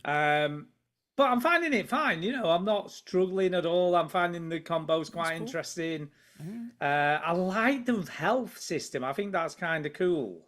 Yeah, it's interesting. I mean, if you can figure out how to get your reflexes working so that because for those who don't know, so if you're hitting when you see a ring form around, if you press the right shoulder button, you gain health back. Yeah, which is good. It's just I could never get my hands to work that quickly. So. Yeah, so I say as I'm doing aerials in Rocket League, bouncing off. Yeah. I know it says you. Save my hands for that. Diamond rank in Rocket League. Yeah. You know what I'm saying? I was at Diamond. Sorry, since you mentioned it, Stu. I got to Diamond. God. I went outside. The Duchess was playing with the dog out in the yard, and I was like, I got back to Diamond. She's like, what? I was like, Diamond. She's like, what is it? I'm like, I got Diamond rank. She was like, whatever. And I was like, she's very supportive. She's like, that's congratulations. I was like, yeah. And 20 minutes later, I'm like, I'm back down to platinum. That's like me 10 minutes ago when Cal went, Power Rangers. Yeah. Like, oh, yeah. Okay. What is it? All right, so Hell Is Us, right. Yeah, I like it. I think it looks really cool. I like the little puzzles you've got to do to get to places, and get further into the game. Is your inventory filling up with keys to doors you can't open? Because that was one thing I noticed. Yeah, and I'll tell you what else is weird about the game is the change in scenery. Yeah. So I'm in the castles. Yeah. you know, and I come to a door and it has 2 medallions that you need to unlock. Yeah, So I remember that. I found one of the medallions. Yeah. But then I didn't come across the other. But then I ended up outside and I was in like World War One and Two trenches. Yeah. It was really weird. I'm like, what's so this? Like, are you This going to is go weird. back and like spend time looking for that other medallion? Or are you going to Yeah, trust that you I think I find am the going other to do medallion along because the way? I want to know what's behind that door Well, I couldn't get into. But I'll bet it'll be like always drink your Ovaltine or some shit. It'll just be like I don't nothing know. behind the door. But the treasure was in you all along. So I know it's in there somewhere. Borderlands 1 type shit. And I quite like that because I feel like it's quite mysterious as well. It is mysterious. Like, why are there World War II trenches here? What does that mean? I mean, war is war, man. War never changes. War is war wherever it is. And the real but hell you don't is really us. know. It feels like, are you in a simulation? Is it we don't really know, do we? It's sort of, it's something weird. Yeah. There's something weird going on, but you're not exactly sure what. Would you say that something is happening? Something's happening. But I like that. I like that about it. I'm quite intrigued. I like the game. I like the gameplay. I like it's fairly not laid back, that's probably the wrong word, but it feels more about exploration than it does about combat. Yeah. You know, it feels more about exploring and solving puzzles than it does fighting stuff. Yeah. Which I'm kind of fine with. I like that. I like the sort of mystery. Yeah. There's some mystery which here. Duke hates mysteries. I don't hate mystery. He hates them. Couldn't get behind this particular mystery. So. That's. I mean, it looks pretty cool. I know you guys. It was Play My Game Bitch, wasn't it, for a couple of or a week or two ago. So I mean, it does look quite interesting. I think I would like to probably give this a go, a demo at the very least. Yeah. So what's the point? So the point is, not sure? you don't get Find a your map. family. There's no quest markers, and you've got to fully rely on stuff you come across in the game to point you to your next objective, I guess. And what are you fighting here? Is it a we don't zombie? really fighting sure war they're itself. They're like entities or something. I don't know. They're weird. Like paranormal? I don't know. They look a bit ghosty. Okay. But we're not entirely sure. And I think that's part of the mystery of the game. You're not really sure what anything is or why it's there. And are you a lone survivor, or no? You kind of like you were part of like a United Nations type thing, and like you're. Yeah. But now you've left them and you've gone back in, kind of as an individual. I think. Yeah. Okay. So you've kind of sneaked back into whatever the hell it is, haven't you? Yeah. Okay. So whether it's an alternate universe or whether it's some sort of weird other existence, or I don't really know. All right. Yeah, it's worth a play, in my opinion. I like it. Yeah, that's thing. It's got an old school look, but then I can see the drone flying around, so they kind of mix it up. Yeah. So you can use the drone. The drone's really cool. Yeah. So you can use that to distract. So say you've got 1 or 2 or 3 enemies at the same time, you can use a drone to distract one while you fight the other one. Okay. Yeah. Is it complicated though? Like it's not really. It feels the drone like does a lot of stuff by itself, which is nice. You don't really have to tell the drone much of what to do. And you use that as your torch as well. And it kind of just drip feeds stuff in. So it doesn't bombard you with all this stuff at the beginning. It kind of leads you slowly through it all. And obviously every time you come across a new enemy, it'll go, oh, you need to do this. And it'll stop the game to tell you how you fight a particular enemy. Okay. So it does a good job of teaching you how to play it. And do you level up on that as well? I've not noticed that so far. But yeah, the actual sword has rune slots and things like that on it to obviously increase the power of it. I've picked up a new set of weapons, so I'm guessing you get better, stronger weapons throughout the game. I don't feel like I've noticed the character itself levels up. Did you notice that, Duke, or maybe I just missed it? No, I don't remember that. I don't think the character itself levels up, but the equipment you've got does. So you get better armor, better swords, axes. Oh, 2 axes. Magic. I think there's some magic as well. So I think there's like different stuff you can do from that point of view. But I think it keeps it simple enough so it doesn't become a massive part of it. And there's no crafting, can we just say? Not up till now, anyway. Fucking hate crafting in games. I don't want to fucking scrounge around for shit to build something. I just want to use a sword. That's fine with me. So it's pretty good. I like Hellizers. I'm definitely going to play some more of it. I like it. Yeah, nice. All right. Right. All right. Strange Jigsaws is the only other game you played, Duke. I can see on your list. But first, we need to talk about the other Play My Game because I we're told going to do you to that play now. my game. Oh, yeah. So Play my game. There's okay. So I saw this game, Strange Jigsaws, and it was like this is a sequel, a spiritual sequel to my other game. 20 Small Mazes, and I was like, 20 Small Mazes, I'm curious. So is this by the same developer? Same developer. Okay. And 20 Small Mazes is free, so I was like, hey, everybody play this shit. Yeah. And it's 20 Small Mazes. It certainly is what it says on the tin. I loved it. And every maze is something a little different. The first maze is like you move the little dot around inside the maze, get to the exit, no sweat. Can we just also say at this point, in the beginning, you are bombarded with all the mazes. It's like layers of mazes of pop-up windows, and you can move them you can around. play them in any order, can't you? You can just click on any of them and play exactly. And there's some really creative. Interestingly, stuff the first maze is to start the game. Yeah, exactly. So the guy clearly has a good eye for being clever. I'll be honest, I thought, what can you do with a maze? Yeah, well. And then I played, I'm like, what can you do with a maze? This guy did, figured out what you can do with a maze. There's That's not just a simple maze. Yeah, there's some challenging stuff here. The other thing I really like about him is that I didn't do this for the mazes one. I ended up getting all the mazes without needing assistance. But with the Jigsaw one, I got stuck a couple of times. And I went to the discussions to be like, okay, what am I missing? And he has this thing stickied on the Steam discussions that says, go to the hints website first. Before you go asking for help, before you go looking for walkthroughs, use these hints, which I really appreciate because I would much rather have a hint than someone saying, here's what you do. So kudos to him for making not just a cool game, but also a website. Probably there's one for the mazes as well, if anybody out there. So what maze did everyone do first? Because I suppose it could be quite random which you did first when you actually got into the proper mazes. But the one that gave me the most trouble, I'm trying to remember. The climb one I did was the a pain in the ass. The folding one is kind of fun. One I like the folding one, yeah. Yeah, I think I might have started with the folding one. Yeah, because that is on the top, isn't it? But you don't have to do that. No. So if we can say to everybody, each maze you've got here is not only different in terms of its structure, but every single maze has different mechanics. Yes. In that, for example, it might have little clouds, and each cloud will take you to a different position in the maze. Correct. Exactly. And there might be a maze where you can't, for example, you might not be able to see the maze. Yeah. Or you are the maze. Right. You are the maze. And I particularly like that my 6-year-old son drew this one. Yeah, that's crazy. You have maze. I really like that level. You can't use the arrows, but you normally do. You have to use. No, you have to. Whatever. Yeah. You have to.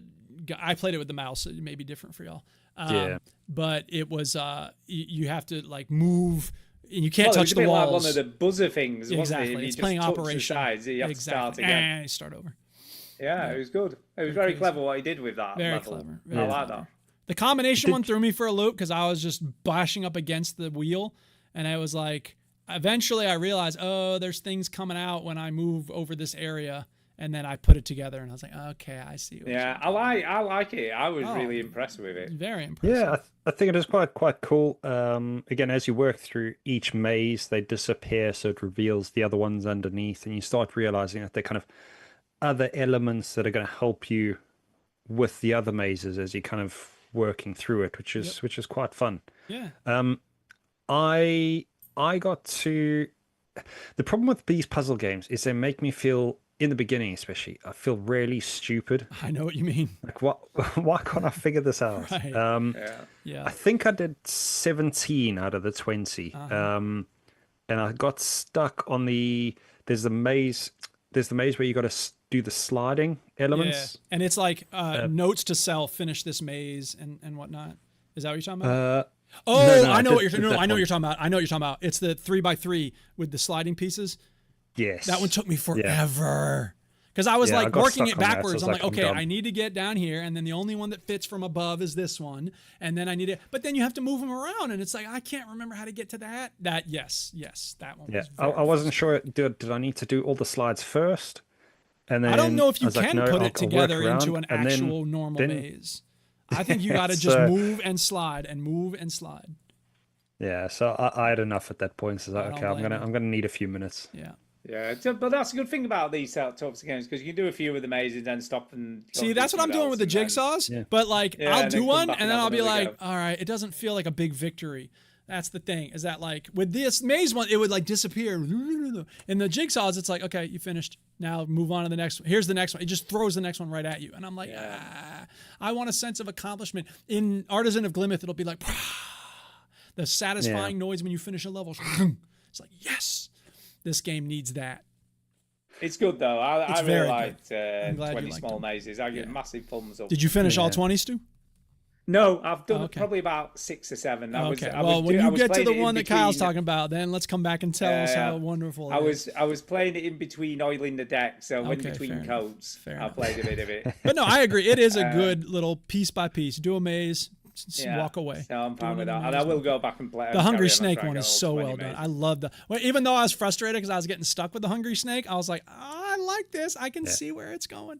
So, Yeah, the problem with the Hungry Snake is you can't just do You the can't route. just You back gotta up. go up, and then you got to go around, and then you got to go back again, and it's very complicated. But I very do clever. feel like this is a sort of thing that AI could never come up with. I mean, Do you yeah, know what I sure. mean? Oh, yeah. We talk about games being developed by AI. AI would never come up with this concept. Because exactly. it couldn't. The creative part of like figuring out the different kinds of puzzles, AI will never do. Never do it. Yeah. It could do a puzzle game, no doubt. Oh yeah. But Yeah. would It'll it just be a as copy of a original or puzzle game. that's creative? No, already- it'd be exactly. Right. an iteration of something else somebody else has already made, wouldn't it? That's out Yes, on the internet exactly. somewhere. Yeah, exactly. Because did you finish all the puzzles, Duke? I did. Okay, all right. Because there was there a puzzle in there that's along the lines of this? What was it called? I think I've even made notes of it. It's almost like it wasn't finished. Yeah. That's Is that done on purpose? yes. Probably. I mean, Okay. yes. All Yes and no. It's not like the puzzle is any different because it's not finished. I just got the feeling like maybe he was just like, I don't feel like actually finishing this one, and you don't need to. But that one has a very interesting meta element because when I figured out, and I didn't need a hint for that one, I was very proud of myself. But it requires this thinking outside the box that I was just like, oh shit. And there's one in the jigsaws that is also like, I spent like 10 minutes on it. I just kept trying and trying and trying. I was like, I don't fucking get it. And then I was like, I went to the hints and I was like, that doesn't help me. And then he has like, here's what it looks like when it's finished. And I was like, oh my God, how did I not think of that? It's that thing of like, trust yourself, you'll get it. Yeah. But it also, there's a point where you keep bashing your head against puzzle. Which one? Sorry, Untitled Draft is the name of the puzzle. Right, so right, and I was just like, okay. It's So, I think they're very well made, and the jigsaws was like $2, so I was like, all right, I will support this developer and give him some money for the jigsaws as well. Super cool. Right, shall we talk about the actual Plema game? The actual Bitch. Yeah, bitch! Yeah, bitch! Play my game, bitch. Yeah, it's got the Breaking Bad connection. Yeah, bitch! Do you like extractions? No. Why not? Do you like Souls-like games? It's kind of Souls-like, but I finished a few levels of the game, so it can't be that Souls-ish. You beat Elden Ring, and I didn't, so. True. I only played one of them. Yeah. Okay. I played the opening one. Yeah. The game is Mistfall Hunter. Mistfall Hunter. It's the Mistfall. Even the gods die. Oh, welcome, Mistfall. You are in the midst of the most desperate thing that. Blah, blah, blah, blah. Here, wait, I gotta sound Can we clip. cut the condescending crap and play the game? We just get to the fucking game here without all this what over did the you all top. pick though? What was your? Oh, just sword and shield. Just give me a soldier. Yeah, this is interesting because There's I actually wanted to find out people's views if they chose somebody else, but I chose a mercenary. Which okay. is also Is that the sneaky one? No, that's just the bog standard. Oh, that is the first shield one, and then, shield and sword. Yeah. I chose a sorcerer. Okay. Okay. So. See, and I wonder if the sorcerer is meant to be a support. Because a lot of these games pretty are cool, actually. Were you able to hold your own in combat? Yeah. Okay, so you good. can I'm glad to hear do it. straight shots, like a like a bit of a Magic fireball missile or something. Yeah. Then you can do a hold and shoot, which obviously does more damage. Then you can do like a tornado attack, which takes off quite a bit of health. Then you can do a shock wave, which like stuns enemies. Yeah. But they both obviously have cooldowns. Yeah. And I did get an upgraded staff, so I got a better staff as well. Cool. Oh, nice. Yeah. But I also had my game invaded by somebody, Dark Souls like. Oh, interesting. So you have to ring a bell. You ring the. Well, here's the thing. So hang on a second. Right. First of all, name your character. I put my name in there. The name is already taken. Why the fuck does that matter? Who gives a shit? Why do we need unique names? Fuck out of here. Anyway, you do. But yeah, no. The extraction shooter formula is pretty straightforward. Sorry. There's alien, spaceship mode or modern combat mode. There's a helicopter that drops you off. Get in there, get the stuff, extract. You got 2 minutes before the chopper gets here. This is in Helldivers, right? So the idea is you hold your ground. There's all these monsters coming. Okay. They're making a fantasy game. It's an extraction game. How are we going to do it? Okay. There's a bell that you ring, and then that you have to fight a person, and then but is it an NPC? No, it's another person, I guess. And then there's a rabbit that shows up, and you have to kill a rabbit. And it even says during the tutorial, like, just kill it, don't ask questions. Like, what the fuck? I have to kill a rabbit. So I thought it was just random when I rang the bell that some dude just happened to appear. I don't know why I did it, but it's weird. I think it's a part of the tutorial. So you've got to ring the bell, and then it summons this like bell monster thing, which you have to kill first. For some reason. Or something, yeah. But it does feel like another person because it had like a weird name. It did. It didn't. It wasn't like Fred the Almighty. It was like Jason X325. Yeah, mine was like John 726. Ball crusher with the pokey knife. Yeah, exactly. It must be an NCP then. It mustn't be a real person because I think we all. I can't imagine why they would suddenly have someone show up in that moment. But it was weird how he ran around. He just kept running straight for me and trying to stab me, and just like stop. Yeah. Why are they doing that? I don't get the points because and he had loads of loot. When I finally killed him, he had tons of stuff. So this is the idea in an extraction shooter, which this is clearly modeled after. The part of the fun is that if you can kill somebody when you're both waiting to be extracted, you get their shit. So, it's a question of, are you going to work together and keep each other safe, or are you going to double cross each other and it becomes like the opening of Dark Knight? Well, that dude just tried to kill me instantly. Well, sure, of course. And I think that's the idea, is that you need to be on your guard and ready to take somebody out if they come for you. And so I think that's what it must do as part of the tutorial. He goes, we're going to summon some other player who's playing this level at the same time as you, and it is an NPC, one of you and it's can just leave like, here's alive. the idea behind it. Yeah. Right. But I got out all right. I killed the dude. Yeah. And then the minute it was like, oh, you're in an MMO, there's other people here, I'm like, nah, I'm done. So I just turned that shit off. I'm like, you could play it solo. I played it solo, and like there were people. I don't know if I ever got to a place where there were people around, but like I just turned off the chat. And I saw the crafting thing. It's like, oh, you need to craft stuff. Yeah, well, there is crafting. Build your base. Yeah. I'm like, nope. Fuck this shit. No, I don't. I don't blame you. Yeah. Kyle, what stood out to you? Did you play it much? I played the first level. Yeah. I played till you meet there's a lady that you meet, and then I played the next level after that. So like what would you call it? A little run, or extraction? I don't know. I played another one, and then that was it.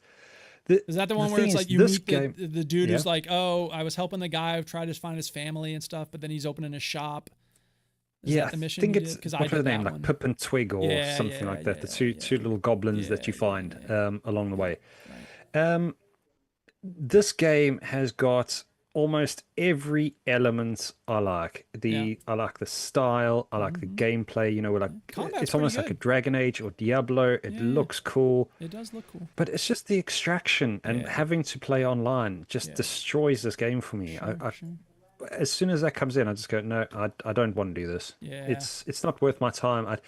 I don't have the same wherewithal as another player that will play this for 20 to 30 hours a week. Right. I want to, and I'm not willing to sacrifice all my time to basically just earn them loot. because that's what these extraction shooters and that are, aren't they? Right. And even if you get out with all your loot, I mean, first of all, there's always the chance you do the run and then you die at the last minute and you're like, all my shit's gone. But even if you make it out, it doesn't build toward anything really, I don't think. It feels like a tweak on a roguelike. Like, okay, it's not a roguelike, but it is, you're doing runs and you have to, I don't know, that iterative style of things just bugs me. I'm not interested in that. So I didn't delete it. It's just made me feel like, you know what? I wish I was playing an RPG with a story. And then I was like, I have one of those. Clair Obscur. I played a little more Clair Obscur. Stu, you'll be glad to know. Because that is an RPG with a story. So, yeah. Anyway, go ahead. I bet you can't even remember what happened. I was kind of like, let me talk to the... time since I played this. It has a thing when you're in camp that's like, remind me of the current mission. It's like, go find the paintress. I'm like, yes, I will go find the paintress. I remember her. That bitch. So for next week, wait. I'm just trying to make sure there's nothing else people need to say about Mistfall Hunter. No, I have nothing else to Kyle, say about do you have anything this else to say game. No, I think again we've mentioned the naming. It's annoying. Like I guess if you cannot pick a name, at least just give me a randomized option or something. Right. You know, so I don't really care about what my character's name is at this point. But yeah, apart from that, I like everything about I wanted to like everything. this, and I couldn't. I really wanted I didn't uninstall it. I think it looked pretty cool. It looks so cool. The combat I think is pretty decent. I actually had fun with the combat, but yeah, it just the fact that it's an extraction shooter. It feels like the newest thing. Like for a while it was battle royales, and roguelikes are a big thing. It's just like people don't want to make a normal RPG anymore. And it's like, why not? Yeah. You could make a good RPG out of this. But instead, they're like going for the flavor of the month thing. So, if they had to turn this game into an offline option where you could just play by yourself or whatever else, the game would be a thumbs up for me. Yeah. Make it happen. But I think Mistfall Hunter, come on. But apart from that, I'm gonna have to give it a thumbs down now. Yeah, I'm the same. Thumbs down from me. I'm gonna give it a thumbs up because I didn't uninstall it right away, but I probably will not play it very much. So I'll give it a thumbs up, but barely. Wait, I'm sorry, Stu. I have one more question before we move on. Okay. When there's an option to hide your helmet, do y'all click that? Because I am like, let me see my awesome hairstyle that I picked. I don't want to cover it up with a helmet. No, I want a cool helmet with sweet horns on it. I do like a cool helmet. Yeah. I don't know. I'm like, no, I want to see my head. Lose the helmet. Cover my head. Yeah. Anyway, that was a very important question I had to get out. Go ahead, Stu. What are we playing next week? I'm gonna suggest, because there is another action RPG on Game Pass. Is it an actual RPG or is it an extraction? This is an actual action RPG called Beast of Reincarnation. All right. And it looks pretty good. It does look pretty decent. Okay, I'll put it on the list. Beast of Reincarnation. Beast of Reincarnation. You won't be here next week, Kyle, so it'll be Ben. But you can send a speak pipe with your thoughts. Yeah, you can do it if you want. Yeah, do that. Kyle's like, I am looking for another good join the Zoom whether you want me to or not. That's definitely my genre. Yeah. So all right. I might give this a go as well. Give it a go. You never know. Never know you're looking a raffle. Yeah. As they say. Right, I think that's about it for games. I hope we don't have any news because we're going long here. I've got some news. Oh my God, we do have news. Exciting as well. Putting news first. So, at Disney's D23 event, have you heard about this, Duke? No. What's D20? Is this their like expo? So I don't know, some Disney thing. So anyway, they had a Simpsons panel over the weekend at the D23 event. You had me at Simpsons panel. And Matt Groening was asked whether a sequel to The Simpsons Hit and Run, 2003 GTA style spin-off might be on the cards, and his reply was no. Just a minute. Okay. I don't know if I'm speaking out of turn, but I think the original game is coming back in some form or other. Oh my God, they're going to re-release it to make more money. Remastered. Yeah. Current showrunner Matt Selman immediately jumped in with, or not, trying if unsuccessfully to walk the comment back. So why would you do that? It's Matt Groening. He can say what the fuck he wants. No, well, presumably it's not been announced yet. And I know, but he's Matt Groening. What the fuck? Who gives a shit? He can say what he wants. Exactly. So let the man talk. So apparently there might be Hit and Run might be coming back either remastered, remade, or re-something. I gotta be honest. I was never crazy about Hit and Run. It's a good game, but it was never my jam. It wasn't. I feel enough like GTA. really liked this from what I can remember. I'm sure he did. It was a fine game, but it wasn't enough like GTA to make it a replacement for GTA, and it wasn't. I mean, it had Simpsons stuff in it, but it was kind of the predictable stuff. Not like Simpsons skateboarding. That was my game. Simpsons skateboarding. Yeah. So that's it. So we have got. Is that the news? Simpsons might come back. That's with it. That's again. That's the okay. news. They did at the D23. They did also announce Kingdom Hearts 4. By the way, which, I mean, some people really are excited about that. Not us. I hate those games. But I don't hate you telling us about. I hate Kyle. anything. Well, you don't want to be goofy fighting an RPG world. Yeah, of course you do. It's a weird combination. I'm sorry.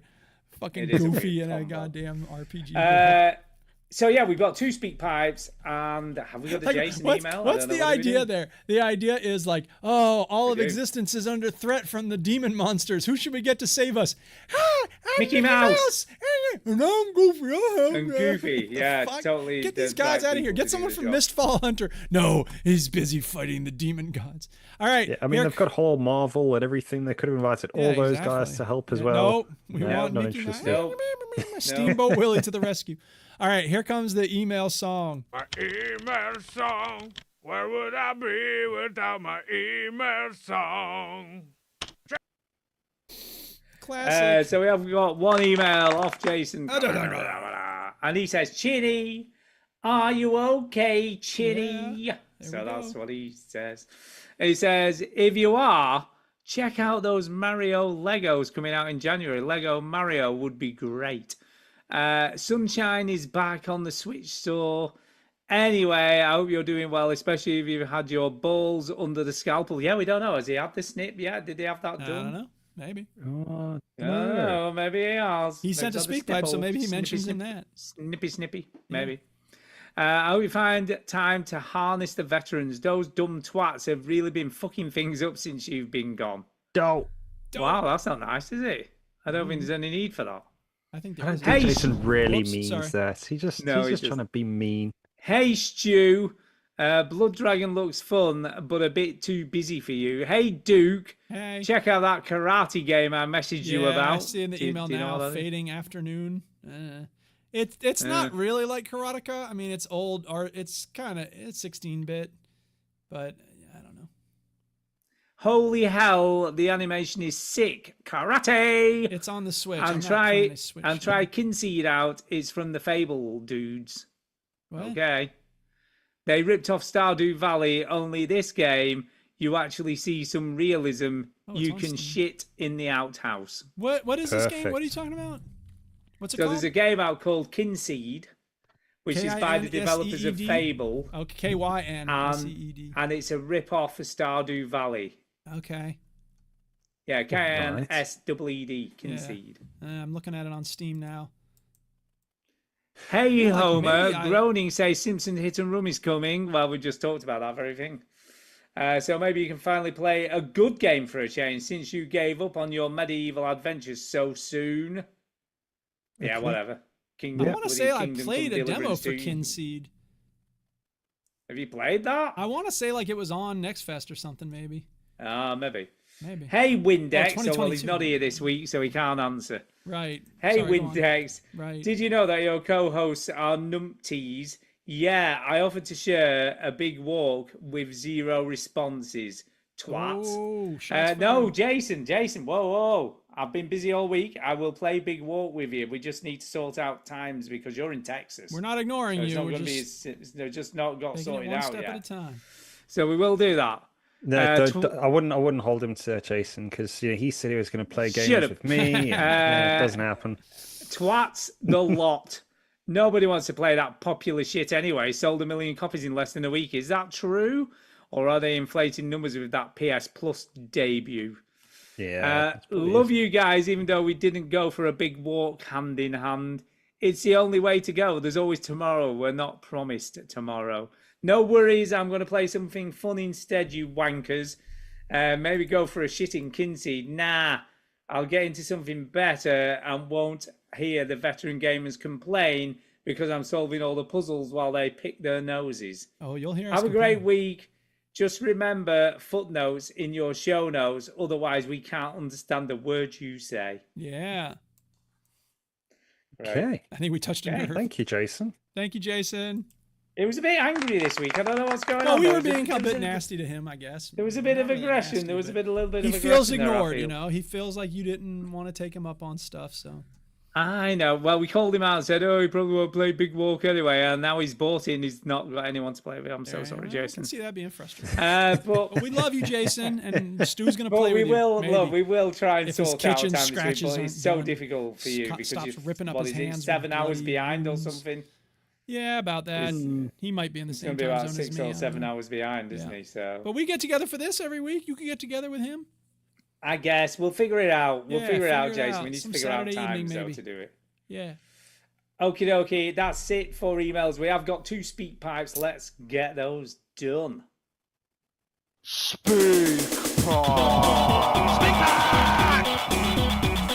Pipe! It's the way to leave a message for us. The first speak pipe is from a good friend of ours. That's the way you real diva like the flaws it. Because Stu said something, and then Chinny responded in the group chat about it, what Stu said on the Yeah, he show, did. and I was like, send it in a speak pipe, and then like 2 minutes later, he was like, sent. So I'm looking forward to seeing what he has to say. Here we go. So, He's going to get angry. Let's see there your we angry go. Talk Chinny. about righteous anger. Yeah. Hello, Veteran Gamers. It's Chinny here. How are you? I am knackered. Okay. Just listening to the show, and So that's your first I was mistake. appalled to hear that Stu accused me of not working, like I'm Yeah. on paternity leave from work. I was curious about this. Was that just speculation, or did you believe that he was on paternity leave? I assumed he was on paternity Oh, leave. it was an 'cause assumption. You meant Okay, to, okay. you know, you meant Okay. to have as much as a lady on maternity leave these days. Wow, You know, that was a flawed assumption, it seems, because Apparently He's been off for like 6 months now. he's been off this show for a while. But that his job is Well, a I different assumed he matter. was- Just I because he's assumed not he'd on been the off show the doesn't job mean as he's long not as he's going been to off his it. job. He's the boss, though. He can do Yeah, that. but he's also got a personal investment in the company, therefore. A lot of Well, bosses yeah, don't he take obviously time can't off. leave it alone. All Yeah, because right, no so one let's- knows what that's like, Chinny. Yeah, Yeah, really. Chinny. You act like you're the only one who's ever had a company before. Okay, Yeah, let's listen Mom. to the other minute of this speak pipe. We had 2 weeks paternity leave from work. 2 weeks. I've been working full time. Oh, We've snap. bought a new premises for our business. We've Yeah. moved a whole office 2 miles down the road. Many trips.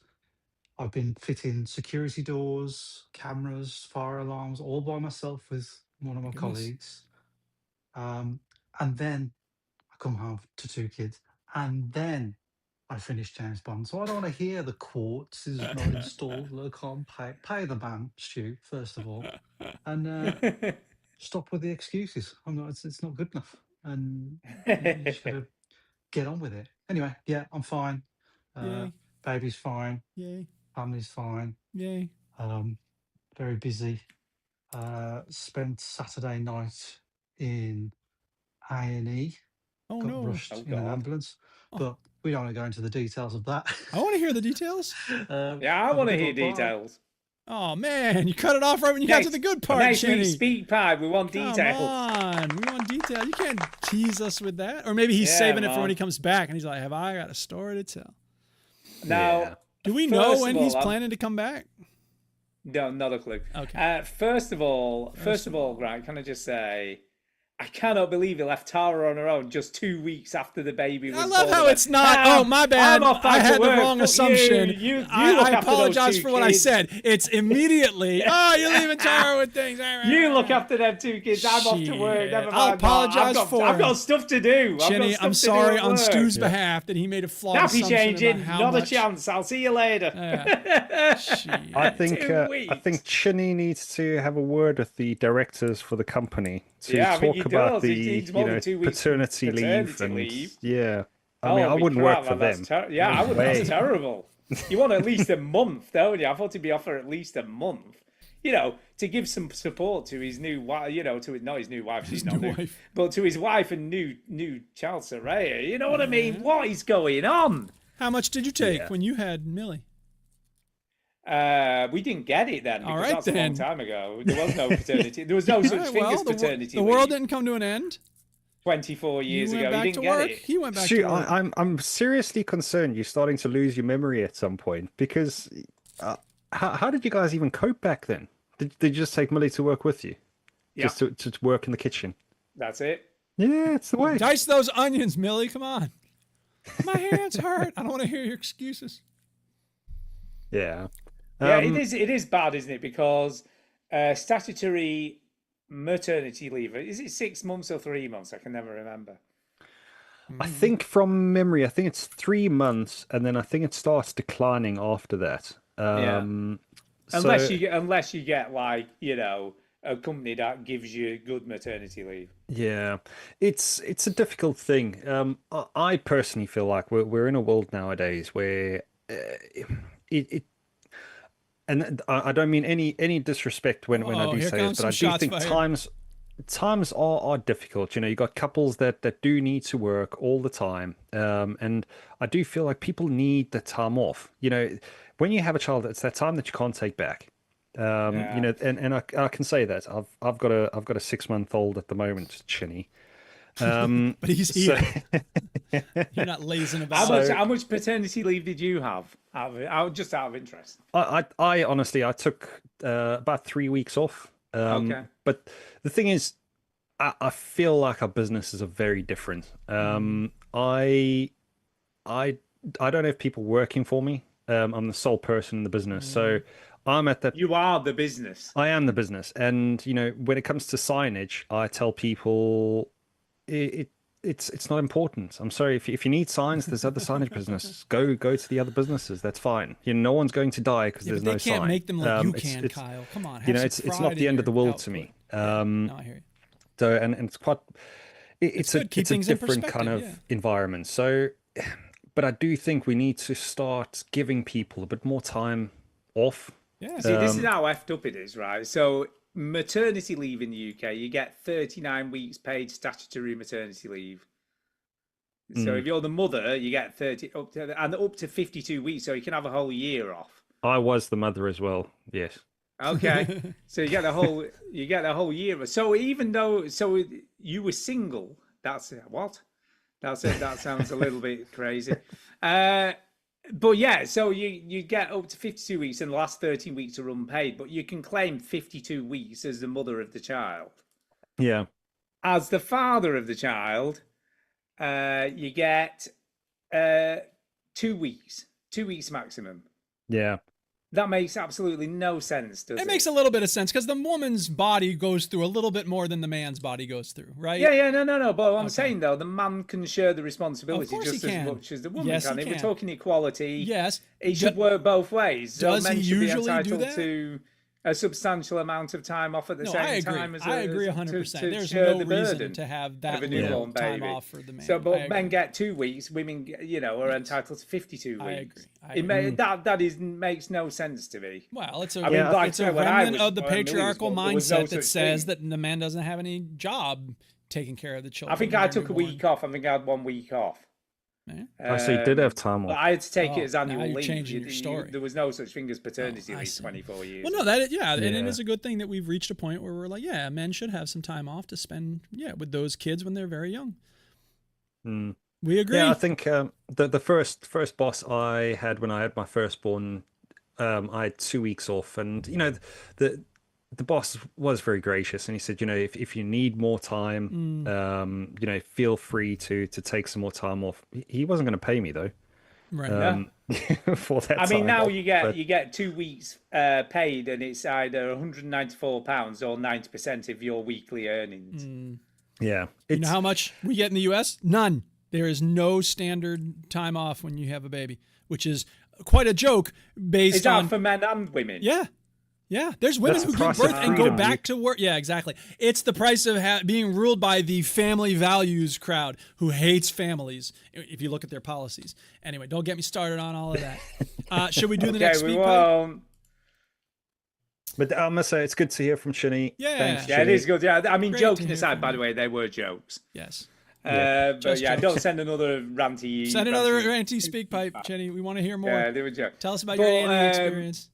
Yeah, it's. I just find it a little bit crazy, but anyway. Yeah.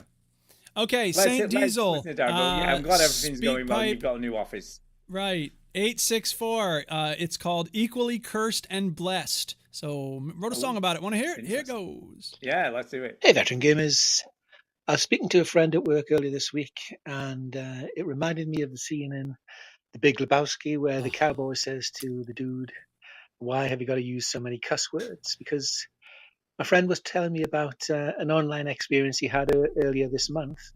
By the way, the next line is the best one in the whole movie because the dude just looks at him and goes, "What the fuck are you talking about, man?" Classic. Sorry, I interrupted you, Saint Diesel. Please continue. When he was playing one of the Call of Duty games, I'm not exactly sure which one it was, but obviously an online mode with other players. Yes. And maybe his big mistake was actually playing that in the first place. But he said there was one part of the game where they had the microphones on and he was getting lots of abuse from another player. Yes. And I've heard that's obviously a fairly standard thing across lots of these multiplayer games, especially when things are going badly.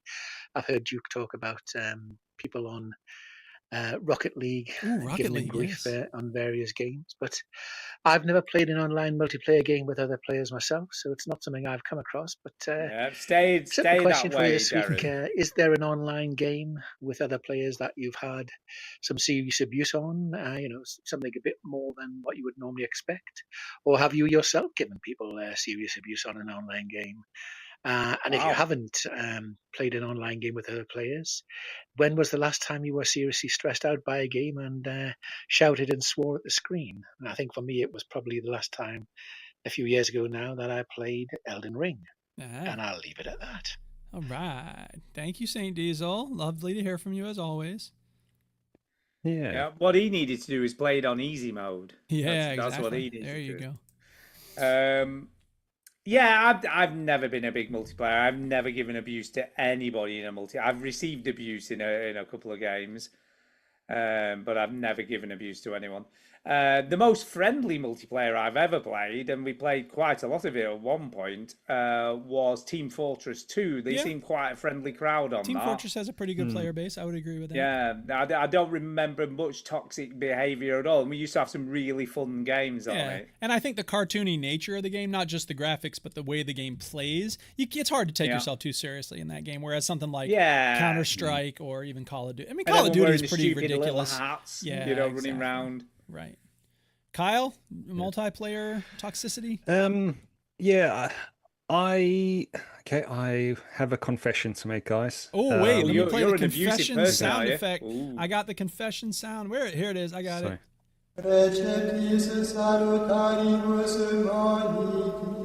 Go ahead. Confess, I have been the abuser in a game once before. No. Oh, snap. Go on. Wow. The monster Unburden reared yourself, its my head. child. What happened? And this is probably the only time that it's ever happened. I'm loving that you're confessing this. It's quite good. Get it off your chest. Tell the truth. Go ahead. I was playing a game called GTA Online. Okay. And I was busy running around, and I saw another player, and they killed me dead. Oof.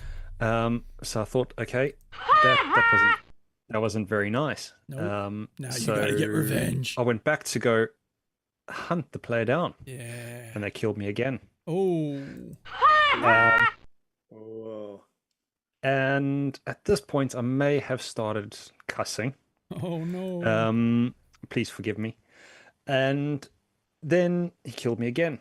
Oh no. I can see where this is going. At this point, I was Did you raging. threaten to kill his family?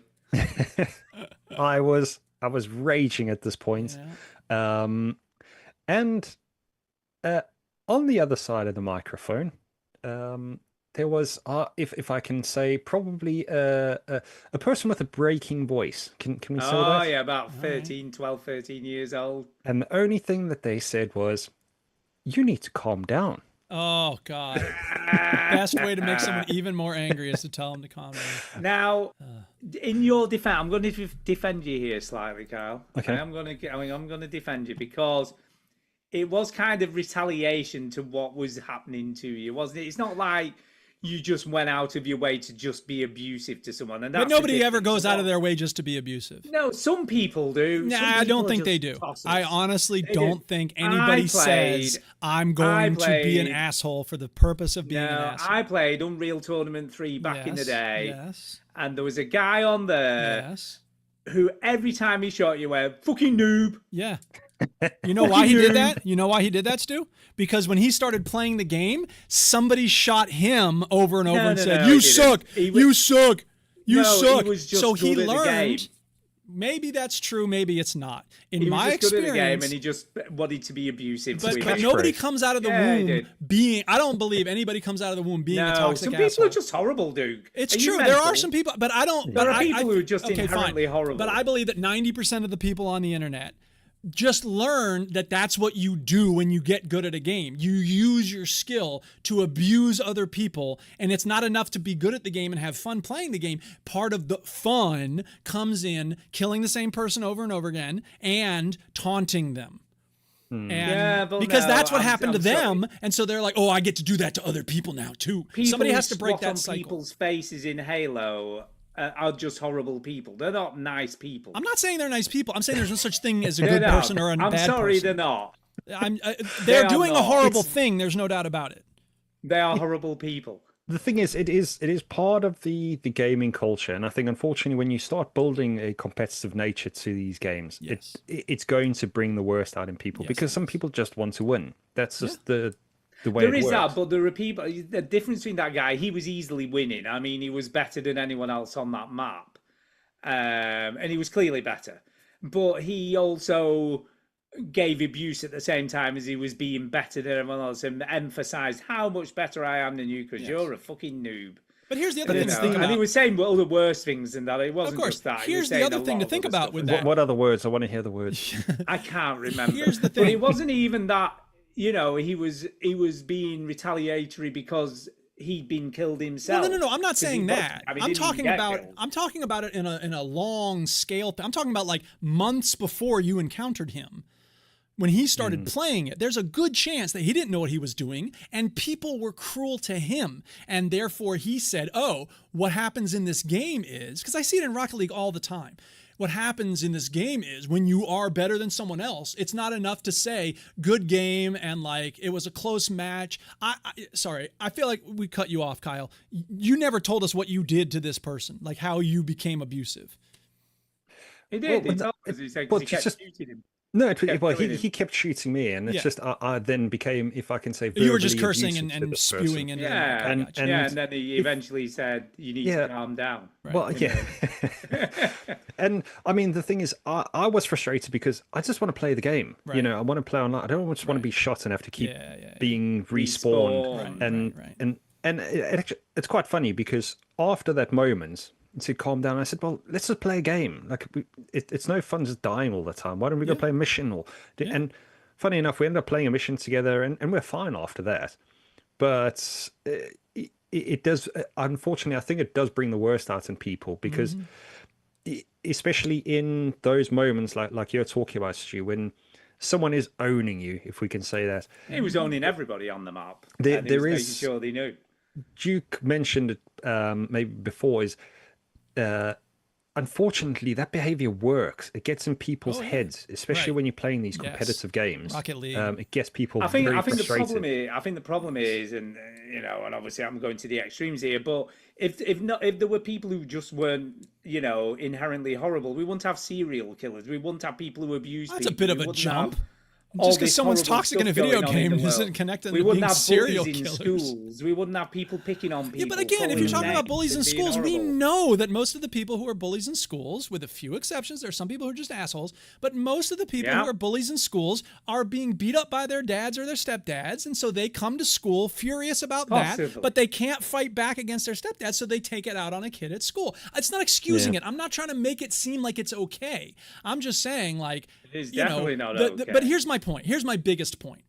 The reason I did the track Started Up, which has a section about Rocket League, in which I start off by saying there's a lot of toxic children in the game, but let's just forgive each other and have fun, okay? But then by the end of the verse, I'm screaming and yelling and because it's so easy for us to become that angry, nasty person on the headset or in the chat. I feel it happening to myself. And it's important to ask yourself, what kind of person do you want to be when you're playing games online? Because I think everybody says I play games because they're fun, but a lot of the people I encounter in Rocket League, they're not having fun. No, I honestly don't think that guy who was noob, I don't think he's having fun at that point. Oh, I think he was. Well, it's a weird kind of fun that delights in making other people angry. Some people do. I went to a school with a lad called Adrian Ord, and he was a big lad. He was big. He was bigger than everybody in our year.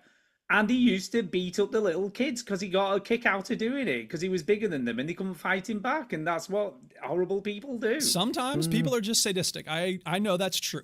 But I've also encountered a number of people who are sort of toxic or mean or whatever in Rocket League. And I talk to them and I say, look, I'm sorry you're having a bad day. I hope tomorrow is better so you can spread joy in this game and not try to make everyone else as miserable as you are. And sometimes people are like, yeah, you're right. It has been kind of a bad day. I'm sorry. I didn't mean to be toxic. I mean, we're not going to get into all philosophical talk here, but regardless of what's happened to you, whether your stepfather beat you up or your dad beat you up or whatever, you're still responsible for your own actions. Yes, it doesn't absolutely. matter what happened to you. You 100%. passing it on just makes it worse. I'm not passing it on. No, I agree with you. I agree with you. No, I'm saying somebody who does. I'm not saying you do. Right. And what I'm saying though is they know what they've suffered, so I'm going to make someone else feel like that. That's even worse. Exactly. I agree. It's terrible, but the solution to the problem is different based on what's causing it. If someone's just a horrible person and they're in training to become a serial killer, there's nothing we can do for them. But if they're having a bad day or they're taking the game too seriously or whatever it is, then we can say, hey, you know what? Look, I know what it's like to be in that place. I know how much it sucks to be losing and to have people be mad at you, but I'm not going to be that kind of person. And I've had some success in Rocket League telling people, look, because sometimes people on the other team will be going at it with each other. And look, it benefits me to keep instigating them because then they play worse and I win the game. But I'm a person who loves humans. And so I try to tell them, like, look, both of you, let it go. It's not that important. It's a video game. And I just think that's the key, is to be able to step back and say, look, what's important here? And like you said, Kyle, you ended up playing with that dude, and he's probably not a terrible person. He just he wanted to get a rise out of you, and he clearly could. Yeah. And and here's the thing with the Lebowski. Derek mentioned the Big Lebowski. I love the fact that that movie gave us a line that I use all the time now. When someone tells me to calm down, there's a character in the Big Lebowski named Walter who says, "I'm perfectly calm, dude." And he's like, waving the fucking gun around. He's like, calmer than you are. Yeah. And it's like, it's the most perfect response because there's nothing anybody can say if you're like, I'm perfectly calm, even though you clearly were not just calm, waving a gun around in the bowling alley. I just think it's a weird environment, video games in general. It's not just in video games, though, Stu. Right. You know, I think as soon as there's a competitive nature to things, I think naturally it can bring out frustration in people. And is that a good thing? No, it's not. Does it happen? Yes, it does. But I suppose going back to Derek's not Derek's question. You know, are there games that maybe don't have a bad culture to it? You know, in terms of abuse. Yeah, they are. You're always going to meet those people. I've suggested before, but Helldivers is one of those games you can jump in and you can play. There are some moments where I haven't played for a while, and I have heard people go like, "What the F are you doing?" Yeah, right. You know, kind of because I haven't got inside the vehicle quick enough, or I'm not sure what the right button is, but I figure it out. Launched a missile at your own team or something like that. But you know, naturally, if I say "oops, sorry" or whatever else, it's normally forgiven. It's just part of the game. Yep. So yeah, that's probably one of my recommendations. Yeah. But yeah, there's a game called Insurgency Sandstorm, which is kind of a hardcore shooter. I haven't played much PvP on there, but there's a PvE mode, and it is the nicest group of people I've ever played with. They're so friendly. They're so nice. I don't even think you can kill each other. You might be able to, but if you do it, people are like, it's okay. Don't worry about it. Just be careful. And it's just like, they're like, I was surprised by how nice everybody was in that one. So yeah, that's good. All right. There are some nice people out there. There are some nice people. There and are. Even in Rocket League, even in Rocket League, there are some cool people out there. And I don't blame people who turn off the chat in Rocket League, but I refuse to because I've had some really cool times playing with people. Like, I'll take screenshots of them on a regular basis, and they'll be like, you know, someone said recently, this is the most fun I've had playing Rocket League in a long time, just because of my ridiculous stuff in the chat. Someone wrote, dude, LMAFOOOOOOOOOO. So I just, you know, it takes work to be. I'm not saying that everybody's horrible. No, but I know. There are those, unfortunately, people like that out there. There are. There are. I agree, and I think it sucks that again the game's not enough. Like you have to find some way to like hurt other people. That's a sign that something's gone wrong in your life. If that's your main purpose is to cause other people's day to be bad. Yeah. Yep. So I mean, there's one of the phrases that I've heard, and I kind of like to keep. I mean, it's actually so sad, but I keep something on me every day that just kind of. The phrase is that the tree forgets. Oh, sorry. The tree remembers, the axe forgets. The axe forgets. Yeah, in that, you know, the things you say to people does stick with people as well. Yes, it does. Oh, yeah, and definitely. so, you know, if we have to, if we're going to try and do it, yes, we do say things we probably regret at times. Yeah. But there's nothing wrong with saying sorry either. That's right. And, you know, we can all be better people. Yes, we can. We can all be better. And we people. should. That And is like true. words have a lot of power. And I think part of the problem with the whole trolling thing, because I've talked to students recently who have this attitude of like, it's just part of the game. I don't mean anything by it. You're making a big deal out of it. I'm like, you know what? I don't think, because I'm a language teacher. Language has power. And if it didn't, we wouldn't be doing this podcast. You know what I mean? So it depends how people receive it. It does depend on how people receive it. But if somebody's getting really mad because of the words you're saying, it might be a them problem, but it might also be a you problem. So you need to pick your words wisely, and you need to recognize that even if it's not your intention, you have the power to really make someone's day crappy. But as you say, Kyle, you have the power to make someone's day awesome. And I've seen it happen. So go out there with a spirit of love, people. I think one of the phrases I always use for people that is, it doesn't matter what you think you're conveying, it's how it makes me feel. Exactly. Exactly. Yeah. Amen. So, Preach. Amen. And as Taylor Swift said, I bet you got pushed around. Somebody made you cold, but the cycle ends right now because you can't lead me down that road and you don't know what you don't know. This is what you get, Carl, when you got a Swiftie on the show. That's right. Someday I'll be living in a big old city and all you're ever going to be is me. He's the most unlikely Swiftie, isn't he? You know what I mean? Yeah. Okay, Copyright what's next? strike Are we right doing there. shout outs? I know, yeah, Covey sounds just like Go it. get Millie. She'll sing with you. On that note, I think we need to do some shout outs. It's time for a shout out. Hey! So, as the guest, Kyle, we'll let you go Hey, first. Kyle, shout it out. Yeah, as usual, thank you to you guys. Thank you to the family. Special shout out. I had my mom with me here for a couple of weeks from the motherland. So took her back to make sure she left. Make sure she got out okay, not like make sure she left. I can't have you around anymore. Yeah, dude, he went, there's your bags, get out. Yeah, right. I've packed for you. Yeah. So yeah, it's just it's good to have her around. Good to spend some time with the family and that's too. Awesome. So yeah, that's and she probably loves seeing the grandkids. And you know, thanks to Chinny for his shout out as well, or his speaker pipe. Good to hear from him. It is. And then Ben as well, because he always says, you know, gives me a shout out, so I've got to give him a shout out. He's also doing a cracking job. Are you going to start calling him Windex? The way Jason does?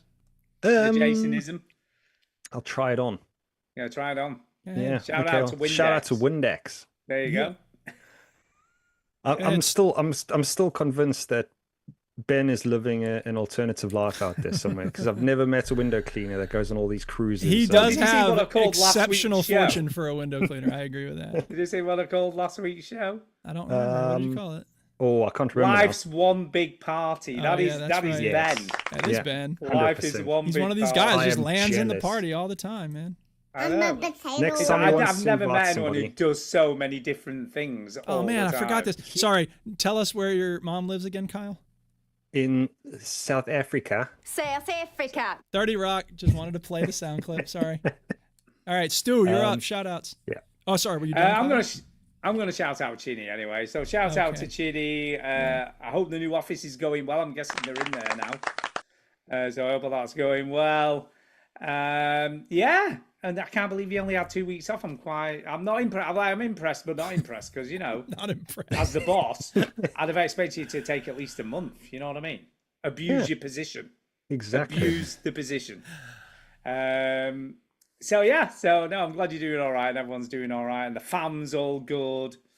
Yeah, shout out to Kyle, of course, for filling in this week. Shout out to Windex, you know, for filling in the other weeks. He's back next week. He's Windex as well. I can't call him that. Ben is back next week. It just sounds weird calling him Windex. Yeah. Shout out to Jason. We will sort out some big walk fun together. So No, you won't. we will. I'm gonna buy that game. I haven't bought it yet, but I'm gonna believe it buy when it. I see it. I can play it on my Steam Deck. Stu's gonna go in and like troll everybody. You suck at this game. Get good, noob. Well, we can't because unless we're just trolling each other. That'd be pretty funny. No, that's what I'm saying. Like that'd be funny if you trolled Kyle and Jason. Yeah. It's like I mean, you can't be good at this game. You just walk around. Yeah, you suck at walking around. You talk about trolling. Cricket is the worst sport for trolling. A lot of trolls in it. Oh, the wiki keeper. I'm sure he's sledging. mouthing off. They call it sledging. So basically, the batsmen get abuse off all the fielders, and it's part of the game. It's fine to do that. The culture, yeah. Yeah. Why does it have to be part of the game? There's some people. It's all who about getting them don't frustrated, like so they make a mistake. Why can't the game just be the game? Why do they have to be the psychology in it and involved? Oh, there's all this stuff. Because I'm sure there's some cricket players who suffer their mental health, man. You see professional athletes having to take breaks. Well, the wicketkeeper's constantly saying stuff to batsmen, like constantly making comments and jibes. You're a terrible batter. Yeah, all that sort of stuff. It might be quite polite. You know, it might be quite polite. Or abuse, it might be but really abuse terrible nonetheless. and eating at people.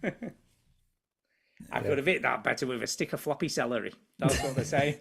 That's what they're saying, man. Anyway, Duke, over to you. Okay, I will shout out Kyle and Ben. I will shout out Jason and Saint Diesel and Chinny for giving us speak pipes and emails. I will shout out everybody who is in the chat. John Mouse and Lord Super Mario and Soul Brother 1. Thank you for being with us live. Shout out everybody who's listening on the podcast. Send us an email. Send us a speak pipe. What's the email address, Stu? I don't know. Something at veterans, something gamers. Something we should have it on our YouTube thing. Is it really not on the YouTube thing? Why do we not have it in our YouTube thing? That's ridiculous. I don't know. It is in the YouTube. I don't see it here. It's in the YouTube. It says live stream on 30 plus platforms. It's in the show notes. It's in the show notes. Well, I put it in the show notes every week. Anyway. Okay, I'll tell you. All right, I'll stop messing around. It's not for me. It's for the person who's listening who might want to send us an email. It's vgpodcastuk@gmail.com. Thank you very much. I appreciate it. We should put that in the show notes so I can find it easily. VeteranGamers.co.uk.com. Sure. Also, you can send a SpeakPipe very easily. Just do a search for Veteran Gamers UK and SpeakPipe, and it'll come right up. You don't have to make an account. Yeah, it'll just work right through your phone on the website. It's very easy to do. And we'd love to hear your voice. And shout out to everybody in Rocket League who has been cool or shown love to people who are cool in the chat. We're out there. You just got to find us. And that's the show. So thanks for listening, everybody. Thank you. Get on, much love. All right, show's over. No refunds. You heard the robot. Get out. Won't you? Won't you? Won't you? Won't you? Perfectly level flying is the supreme challenge of the scale model pilot. Give me that.